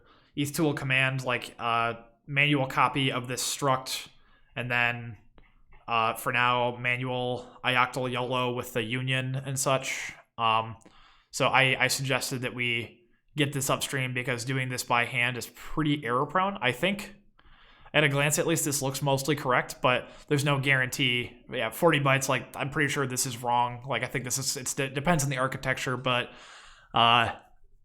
Yeah, so this is something I added helpers for in the xsys package, so that would be something that would be good for them to get upstream. So I can actually just show off that really quick. So that was kind of a cool thing. Master, right? So I added these ioctl helper types. Let's see here. Where's the ifrec? Yeah, ifrecs. So ifrec is one of the nastiest C structs I have ever seen. It has a big union. It's so wild. So you have this ifrec definition, 16 bytes, like just kind of danger YOLO. Like this thing depends on AMD 64. It's this size. I think the size depends on the architecture. So I created this structure here. So you make an ifrec by name here. And then you're able to use these getters and setters to access the fields using the proper unsafe casts in the right way. Set inet adder 4, we're actually assigning to it as if it were a raw sock adder inet 4, things like that. Like this is kind of wild. But the result is that you get a much nicer API. So for example, like you can create an ifrec, it'll validate the length of the name. It'll make sure that the size is as you would expect. It can actually, say for example, if you pack in raw bytes here, you can pull it out. You can do things like setting inet4 addresses. Like, I think this is a pretty good API considering how difficult it is to get this right. I feel good about this. So we're trying to add more functionality to that because the ETH tool stuff. Let's see here. ETH tool. Yeah, beforehand, like this was doing some pretty wild stuff, and now it's like. You create an ifrec, ETH tool drive info, you pass with data, and then you call the ioctl helper, and it does everything properly. So, is there a 0 times 28 somewhere? Where did that 40 come from? Yeah, I'm not sure. I think that's, like I said, I think that's outright incorrect, unfortunately, because this is way too big. So on AMD 64, this was the entire length of the structure. I think was 40 bytes, not that. So this is incorrect. So what I actually did for the tests here is ifrec union is the length of, so the IFRU bytes is dependent on the architecture, 24 bytes, I guess, here, but ifrec union, we verify like that this is correct independent of the size of the union on a different architecture. So yikes. Fun stuff, but back to KCM. So, we have to we're running into an issue here where the file descriptor is being closed and we have to shut this down. So we want to stop our read threads with like a context or something probably. So,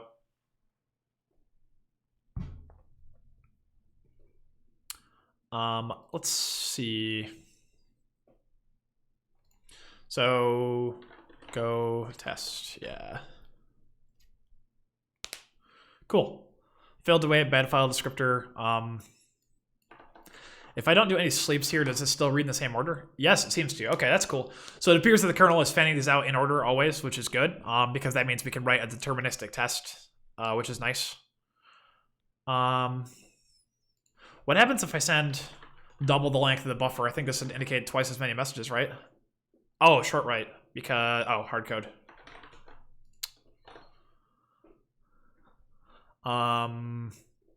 Interesting.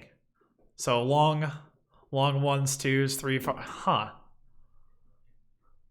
The BPF program is supposed to write 8 bytes back. So it's splitting the message into 2 chunks. Yeah, this is a little tricky. So we always want to send back like these 8-byte like acknowledgments or something, but like if we read the message, we want to actually split it properly with the BPF program. So, oh, you know what? We're not zeroing the buffer. Oh, we are zeroing the buffer. We're allocating a new one every loop. Okay. So here we get 16 bytes. Oh, it's because the same go routine is replying twice, isn't it? Yeah, I see. The go routine is replying twice because you sent it 2 requests, I think, right? Long 1, long 2, 3, 4, short 2, short 3. Huh. I'm really not sure exactly what's going on here. We might need to make, like I said, like a little bit of like a smarter protocol or something. Seems strange. So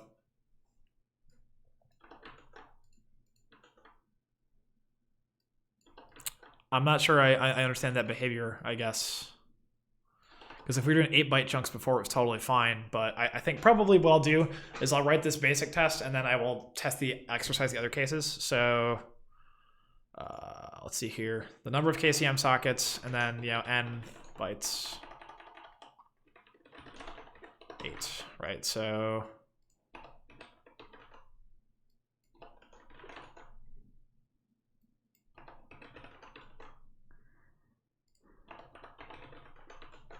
we'll just hard code all the buffer sizes and such just to keep things pretty simple here. N bytes. So actually, I should probably make these receive buffers bigger and then just double check that you actually got exactly what you would expect. So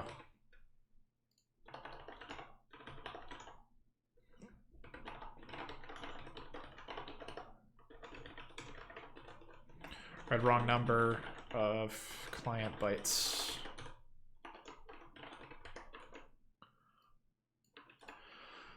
Okay, so that read is correct now. N bytes.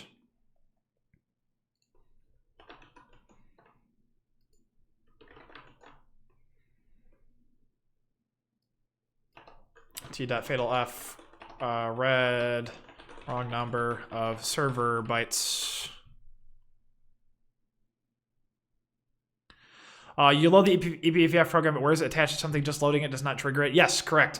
So the way it's attached, flow, is the KCM APIs. You pass so we take the program, we take its file descriptor, we call attach. Attach is actually performing an ioctl, so it's passing the file descriptor of the BPF program to the kernel via this KCM attach ioctl, and this seems to be working.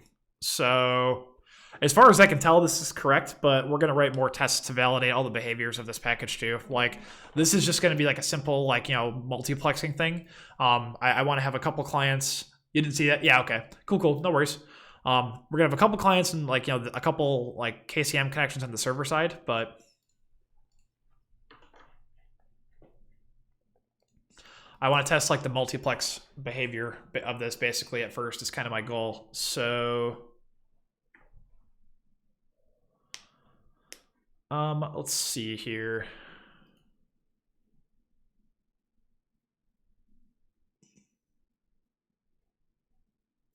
BPF program, read, write.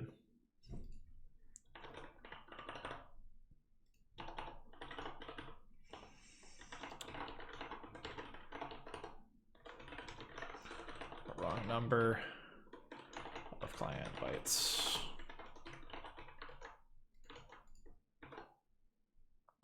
Okay, so the bad file descriptor thing means that we're closing the descriptor, which is as we would expect. So I think actually what I want to do instead is set a timeout on this and kick it out.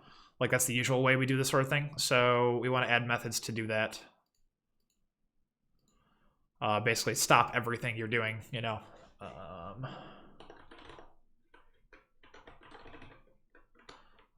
Set deadline, t time, error. Okay. The usual way we interrupt a connection. And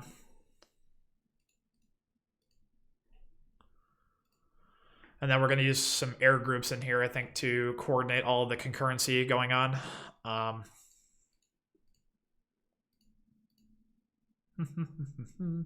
So I guess instead of panicking in here, we would do the same thing. We would add an error group, I suppose. Let's see here.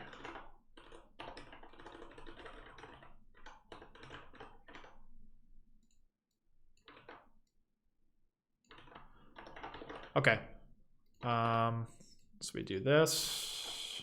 And then we have to pass I and we have to explicitly pass these within the scope. CFD. Does this work? I prefer var blocks. Shadow for use in Go routine closure.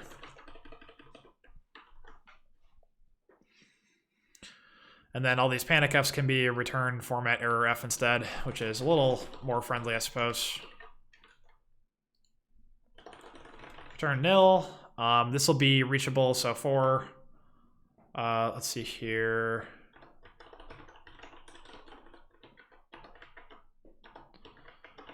Make this nil.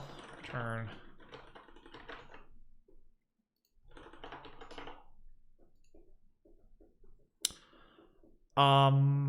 Yeah, so we're going to pass a context in to coordinate all this concurrency. The context will be closed once all of the context will be canceled once all of the clients have done all of their jobs, and then we tear down the whole machine, basically, is kind of my plan here, roughly. We're not going to bother, so we're just going to, let's see here.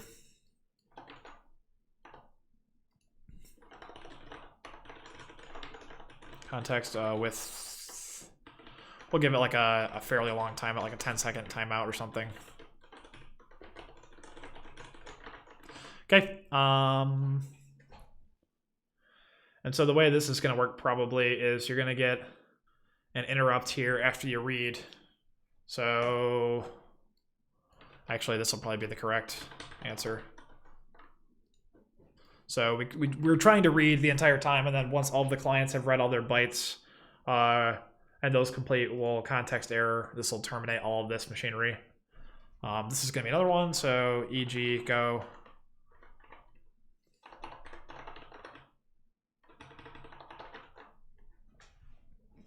A lot of concurrency here, for sure.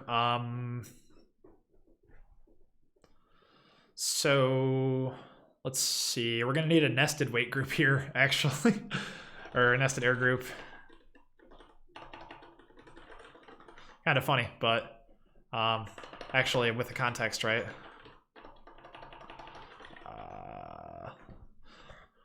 The context is canceled whenever... No, that's not what we want, actually. We want a regular group. And then for every one we receive, we want to send it, like so.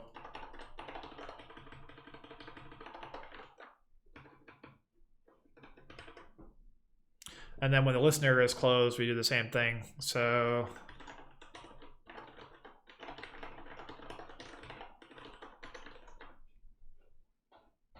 making sure that we can set up and tear down all of the machinery as appropriate. Let's see here. I think all of our panic Fs are going to be replaced with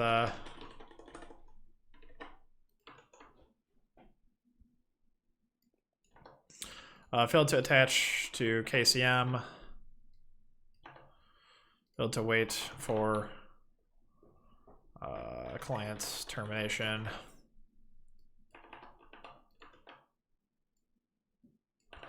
don't really care about the remote addresses. It's not going to actually be useful in the debugging situation anyway. So that's that, right? So, okay.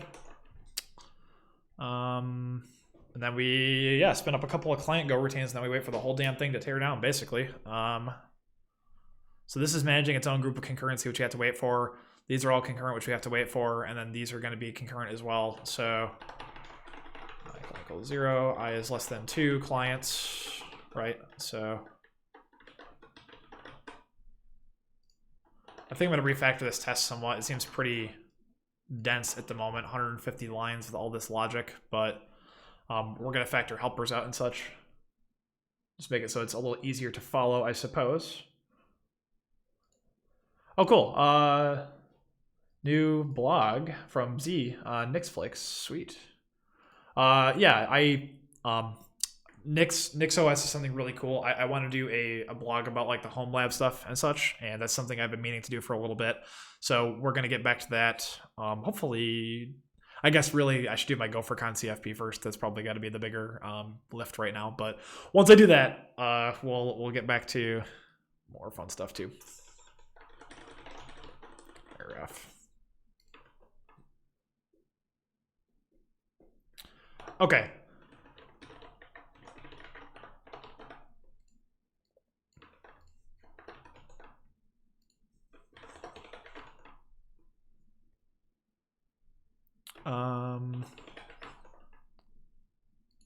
Okay.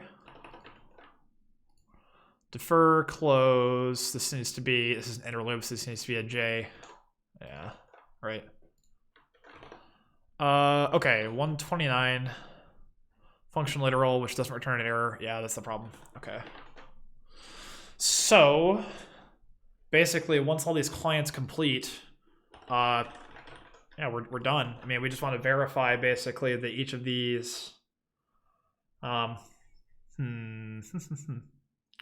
So we want to have some kind of way here of like indicating that we're getting the messages in order, I suppose, or like basically like we send this fixed like client hello or whatever, and then we get back a series of bytes.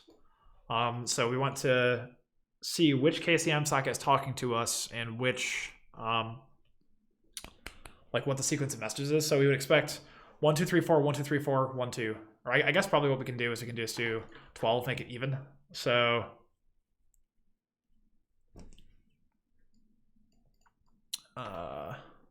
wrote wrong number of bytes to server. Okay, so we expect to see every response 3 times, right? So responses make a map of string to int, something like that.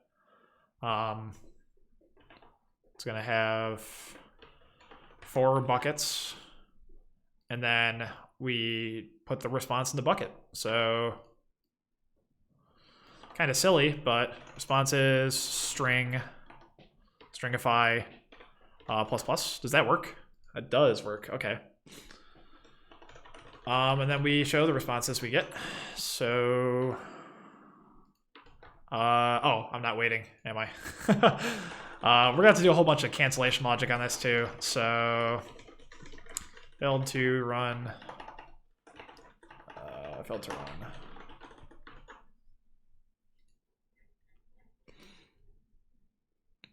Okay, so we set up the base socket, we clone it, we create our KCM file descriptors. We have 4 file descriptors that can be used evenly or equally. We run this. Everything has to be aware of context cancellation, right? So context error not equals nil. So we accepting is going to listen for incoming TCP connections, and then it's going to wait for these to terminate. Once the clients terminate, I think we actually need a separate error group for our clients here. So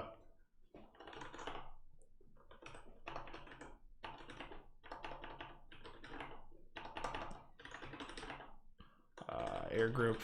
So we run the clients first, and then once the clients terminate, we terminate everything else.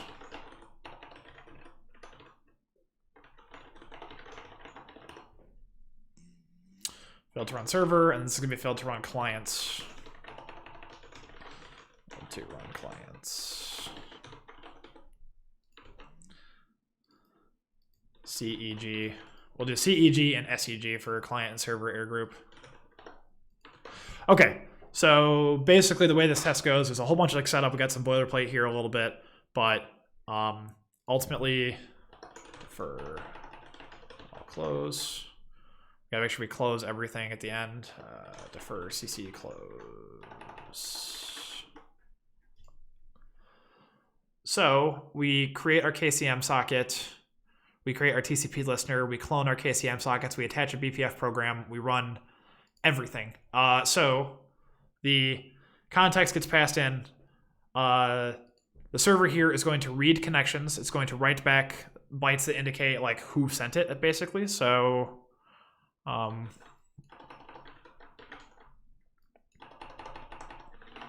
passback and indicator. Pass bytes to indicate which server sends this message. The clients will check this to verify connections are appropriately multiplexed between KCM cons. Yep. Okay. And then here we are going to accept connections. So we accept connections, and then when we want to, we can stop this. So we have do we have a TCP listener here, or we have a net listener, which does not have a deadline method, does it? Yeah, it's unfortunate the net listener does not, so we're gonna listen TCP instead.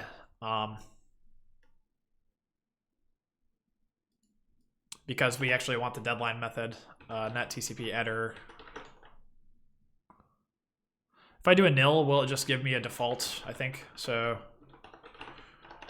we want the ability to set deadlines. So net listen TCP. So use net listen TCP specifically. Okay. Let's see here. So I failed to open KCM socket. Failed to listen on TCP. Failed to open TCP listener. Failed to load eBPF program. All kinds of errors that can fail here, Kevin here. Failed to read from client. Failed to write to client. Read wrong number, wrote wrong number. Failed to accept TCP connection. Failed to attach TCP client to KCM. Failed to wait for TCP client termination. Okay. This error group, this is nested. So we wait. So whenever the context is canceled here, we're going to unblock the listener, and then we're going to wait for all these to shut down, make sure they properly do it. And then we are going to, and this one as well, we set a deadline, and we have already canceled the context, which will terminate this early. So terminate cleanly on context cancel. And wait for running clients. Wait for running clients. Yep. Okay. And then finally, we have our clients here, which they dial to the local listener. They run concurrently. They issue a series of requests here. We keep track of what requests we receive from who, and basically we bucket these. So actually, I'll do this. I'll do hex encode. And then we print these when we're done, and then we'll verify. So clients are complete. Clients are done running. Now we can shut down all of the server pieces by canceling context and waking up all the waking up the runtime network puller. So cancel, and then L set deadline time.unix 01.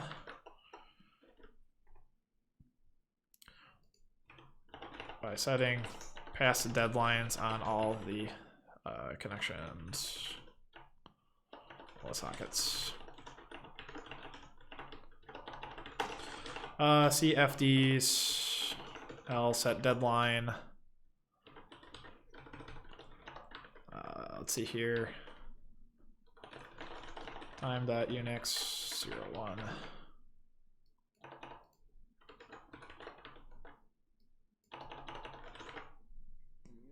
So this should shut everything down, I would think.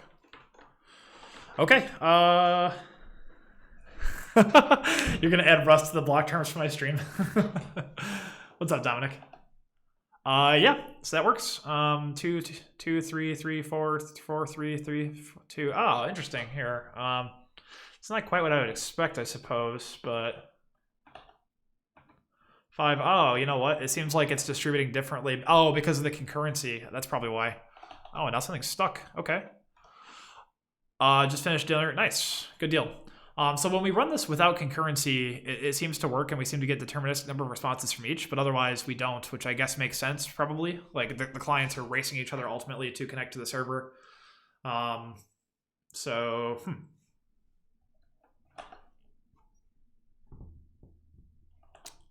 Something's hanging now. So what's going on?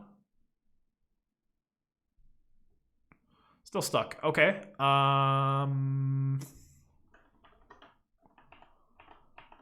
IO wait. What's waiting, I guess? Wait group, test KCM line 173. Yep, it's waiting for the clients. Okay, and the clients are socket con read KCM line 35. So the clients think they didn't get their responses back or something. Why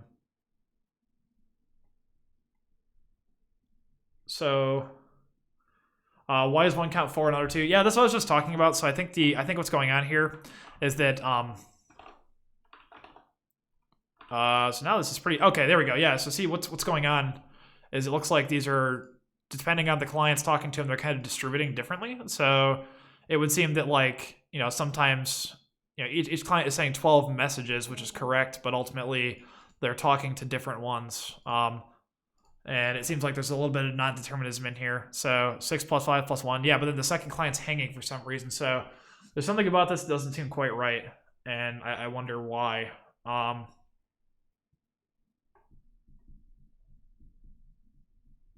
So we attach, we wait. Close TCP connection. Huh. I don't know. This seems strange.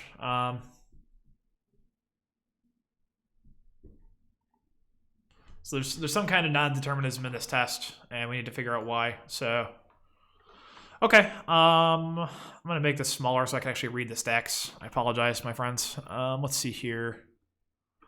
So I saw we were stuck in a read before, which would make sense. So con.go line 82, so socket con line 82, KCM line 35.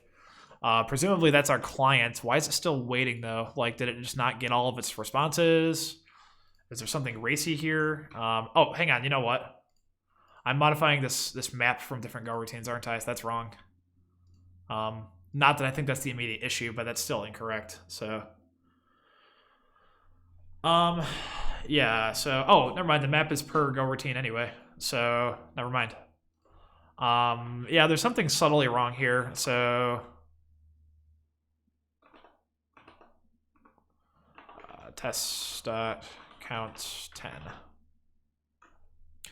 Yeah, so now see it's hung up again. So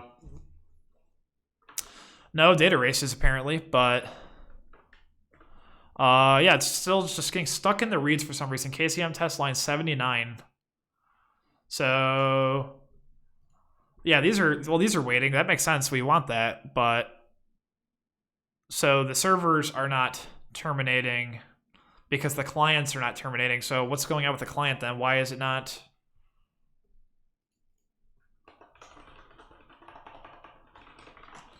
Client's done. Because the clients should be printing when they get out. So read, write, read, write. We're not sharing anything between Go routines, are we?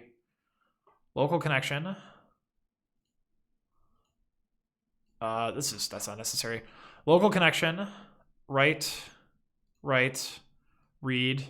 We're allocating a new buffer every time, which is fine. So yeah, so one of the clients is terminating, but the other one is hanging, and I don't know why yet.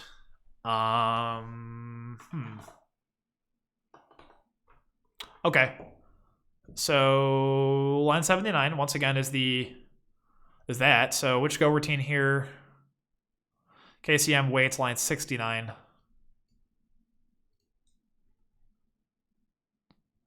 So it's stuck in the wait state.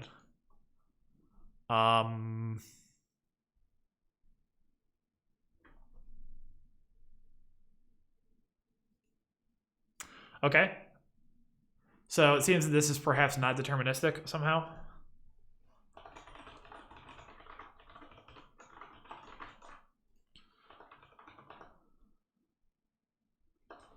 Yeah, so 13 got woken up twice, but 15 did not.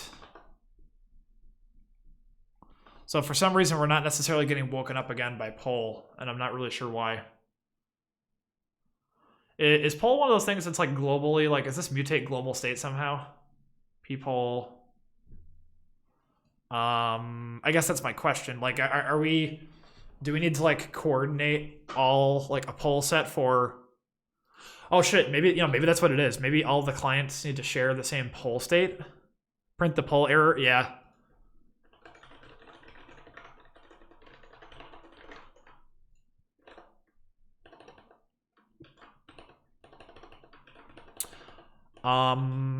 So sometimes it works, sometimes it doesn't. So I guess I find myself, wondering if we need to.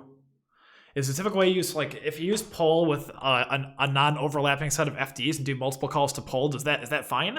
Or because we need to figure out which FD this is. So I wonder if we need to like maintain a set of like poll FDs and then like poll on freaking all of them, but that doesn't seem.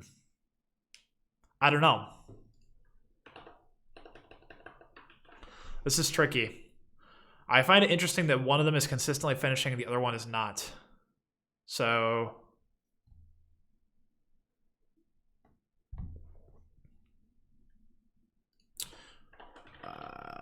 poll and val out pry read hang up.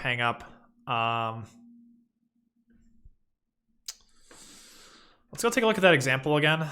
The KCM example. I think they're just polling for. Well, I think they're polling for in, aren't they? Yeah, just in. I don't want in, though, is the problem. I think I just want the error. But I guess, hang on. So all we care about is the error, but let's just pretend like we.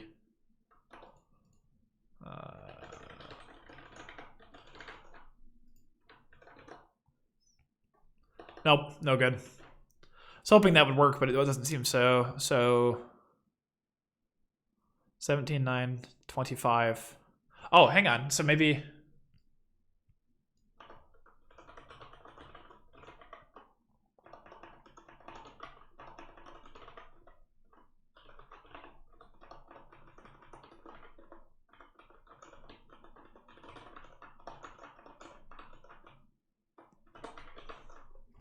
Okay, so the events is an int 16, so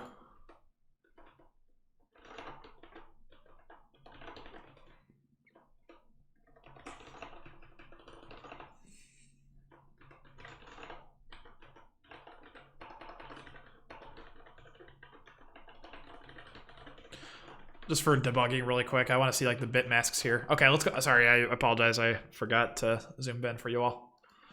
Okay, %02, %pound02. Yeah, so I guess what we're seeing here when this works is final is 9, in 1, error 8. Yep, so final 0. Oh, never mind, like 1, 9. Oh, so we're getting a different error here of some sort?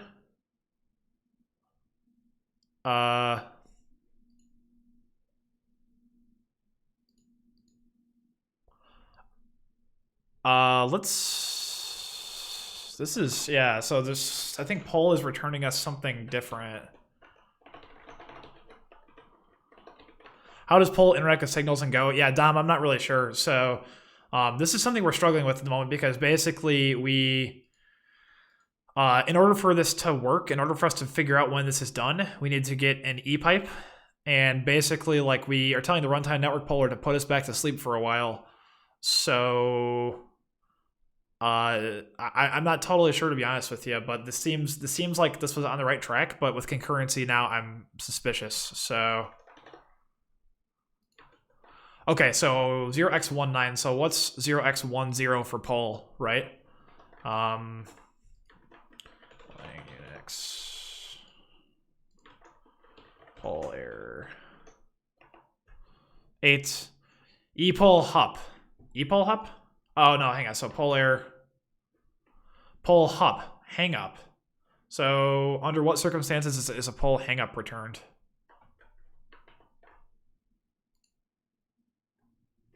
Poll hup. Is this terminating because, like, is this waking me up because, like, the client socket is closing and it hasn't gotten to this yet? Is that why? Are we, oh shit, you know what? Hang on. Hang on. Am I closing it when I shouldn't be? No, I'm handing it off. Okay.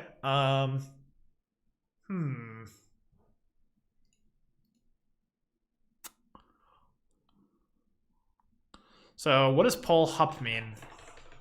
Hang up. Let's see here. Hang up. When reading from a channel, it indicates that the peer has closed its end of the channel.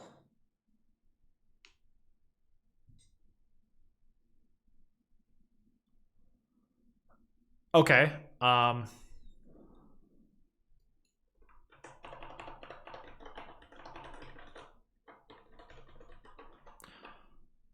Okay, so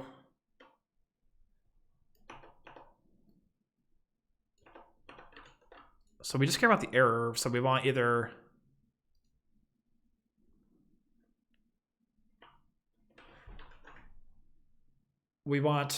poll error or we want poll hup, I think, because that's it.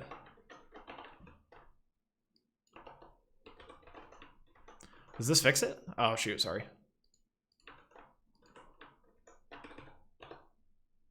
Nope. Huh.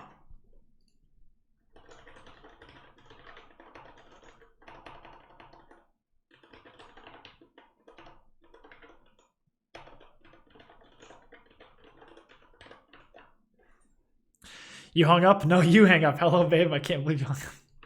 Exactly. Okay. Oh, you know, I might have just messed this up by saying unix.poll in.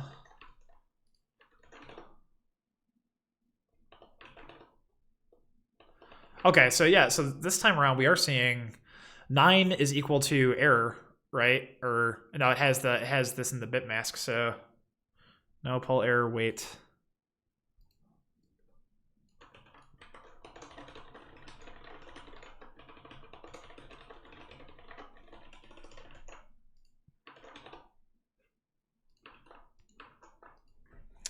Yeah, but I don't even see why I'm checking. So you load both of them up, and then we're just waiting for. It's like the runtime's not even calling us back. It's like it's ignoring our poll. And I'm not sure why. This is tricky. I guess maybe we have to do the polling ourselves here. Maybe we can't use the syscallcon stuff. I don't know. For this particular case here.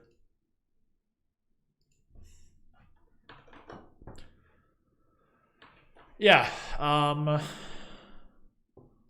So we don't actually care about hup because it'll proceed either way, right? Yeah, it'll proceed because there's the error set, which is what we want. And then the error would indicate that we're done.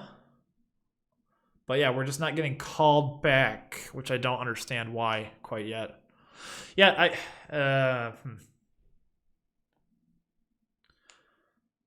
All right, I think that probably what we need to do is I feel like we need to try sharing the poll structure between all of like the base con, like the derived con, the base con needs to have like a polar structure that we update the interest to that, I guess, and every time we pass poll, because I kind of what I'm wondering here is if we are clobbering things by passing poll twice, and I don't really understand why, because sometimes it works and sometimes it doesn't, so I don't quite understand this yet, but all right. I'll be back in just a sec.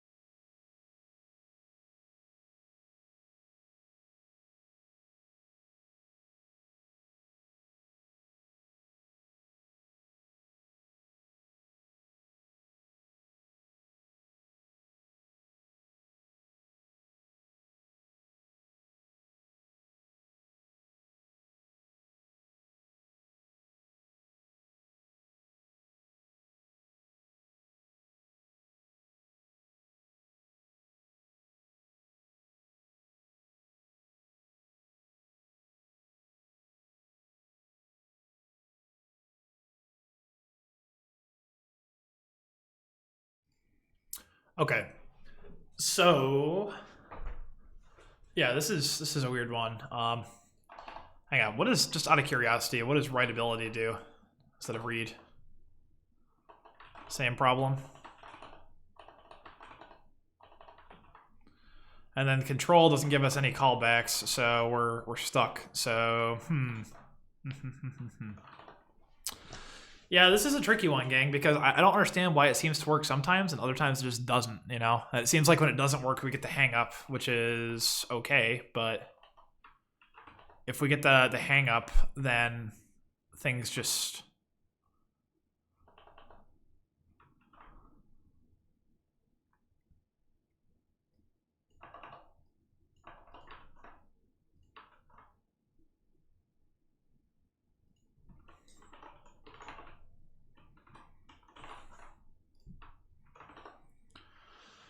Poll our events, poll our events, poll. Yeah, so we're just not getting called back by the poller. It's not bothering to call in and let us know that something is done. So I do not know. Yeah, Dom, I'm kind of wondering, how does poll interact with signals in Go? Yeah, I'm not sure, to be honest with you.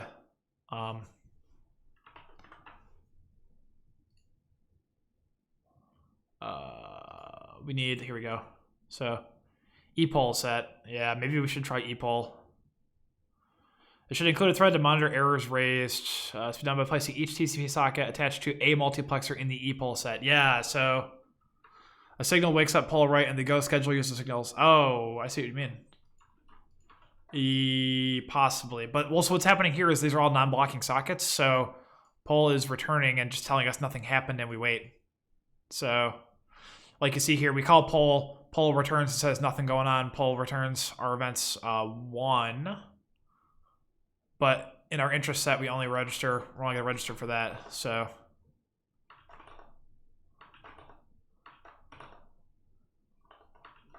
Yeah. 1550. Oh, hang on, wait.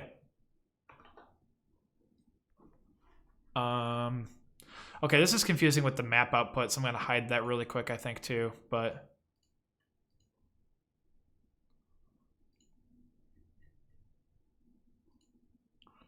You're afraid you don't know how poll is supposed to work? Yeah, maybe epoll is the answer, but I basically, like, what I want is some way of hooking into the runtime network poller's, like, error.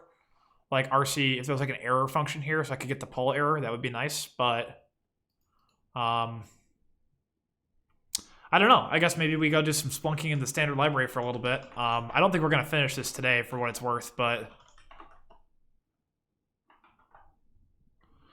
was the last time I was looking at the runtime network poller last time I had this open. Okay, FD Unix on net. Now we want to go to internal poll because we want to figure out how the error stuff gets propagated. So FD Unix, Linux, send file. Where's poll? Or not, where's epoll, I guess. Is pollable. I guess it's possible that I could add, well, I don't know. Let's see, maybe I could add some kind of functionality to this to help us out, but read message. Where is the epoll? Source, internal, poll.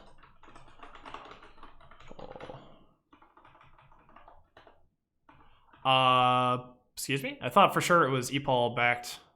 Oh, is it calling into the runtime? Is that what it is? Runtime poll or something? I forget. Internal syscall Unix.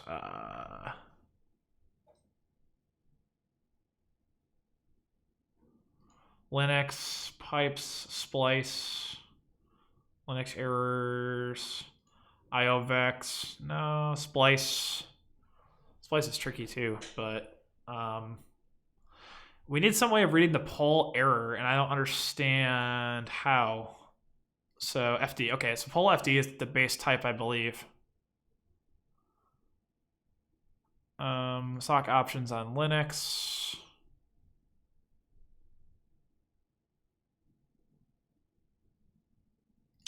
This is tricky, gang. Right V for no. FD poll runtime. Open, close, wait, cancel, reset. So the poll descriptor, prepare, read, wait, read, wait, write, pollable. How does this map up with like epoll? Must be runtime, huh? So epoll. Yeah, okay, so there's epoll stuff going on in the runtime. So the runtime is providing some sort of Linux abstraction for internal poll. Runtime Linux, defs, hang on. Defs Linux, sys Linux, export Linux. Epoll.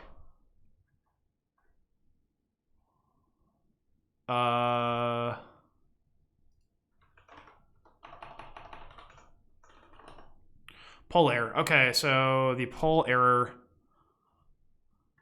Net poll. Okay, net poll is the files I'm looking for. So the runtime, I'm not super familiar with the runtime, to be honest with you, but net poll, epoll. There we go. So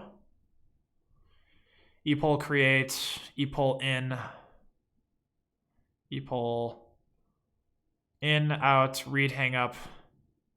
So it's not, yeah, it's not even checking for the error, I don't think. This is interesting. Epoll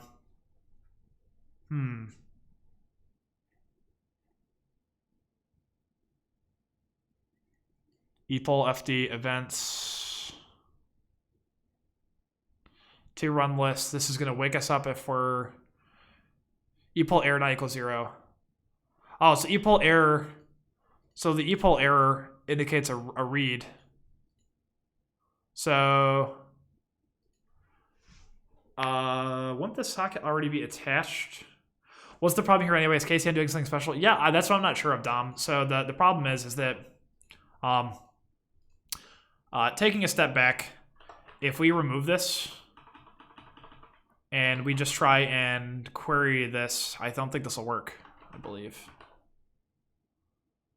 Yeah, it just hangs forever now, so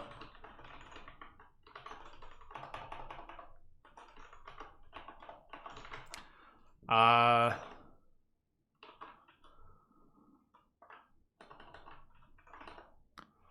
so actually, shit, we're having the same. Oops. Yeah, we may have we may have written code that was unnecessary, so maybe we don't need poll at all at this point. So, oops. Anyway, okay. So now we're seeing the same problem where it appears to just not be waking up, because like we want to, Dominic, basically the way this works is we want to be able to check the error, the socket error.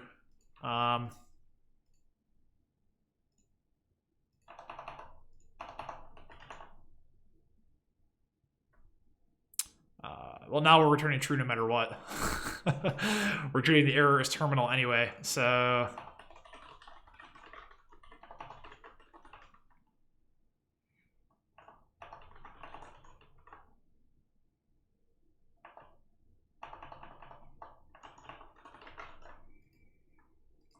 I may have gotten ahead of myself here, unfortunately. Error nil, error nil, error nil, EOF.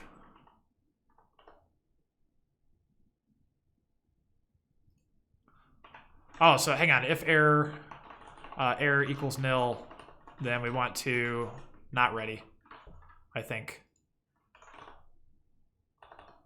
Yeah, broken pipe. Okay, so that's what we expect. So, but then 13 is not getting called again, I think, is the problem here. So broken pipe is an indicator that the TCP connection is ready to be detached. So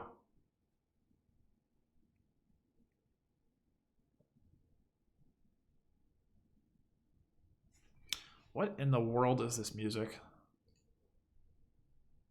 No. It's going all over the place, man. So yeah. So we're trying to get the error on the socket and then figure out what else is necessary beyond that point.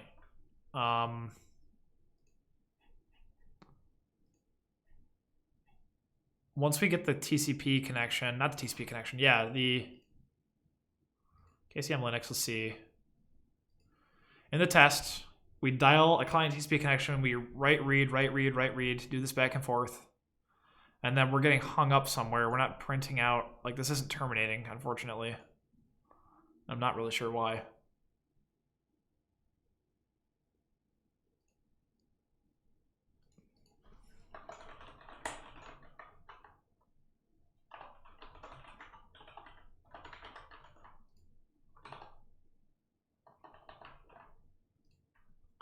So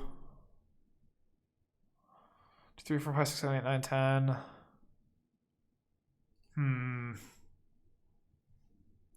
This is tricky. Unfortunately, I think I'm kind of running out of steam here. I think this might be a good one to table for another day. I know we're close. We're close to figuring this out, but I think I just might want to go do some research, and it's been 2.5 hours, so I think I'm going to call it. It's been fun. We're getting close. Hopefully I'll have something cool to share soon. I'll see if I can figure this out this week. But yeah, thank you all for hanging out. This has been a ton of fun, certainly. Let's see. Is anybody streaming that we could... I want to see if we can send like a programming streamer a raid or something. I think would be cool if we are able. So does anybody have any suggestions or twitch.tv? Let's see here. Yeah, it's Sunday. I'm gonna go chill. Let's go see. Let's check out the programming category: software and game development. C++. No, sorry. Anybody doing Go or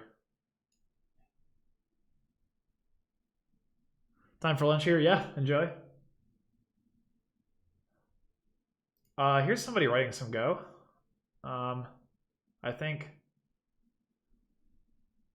Hang on one sec. Coding Bash, Go, C, or Web. Okay.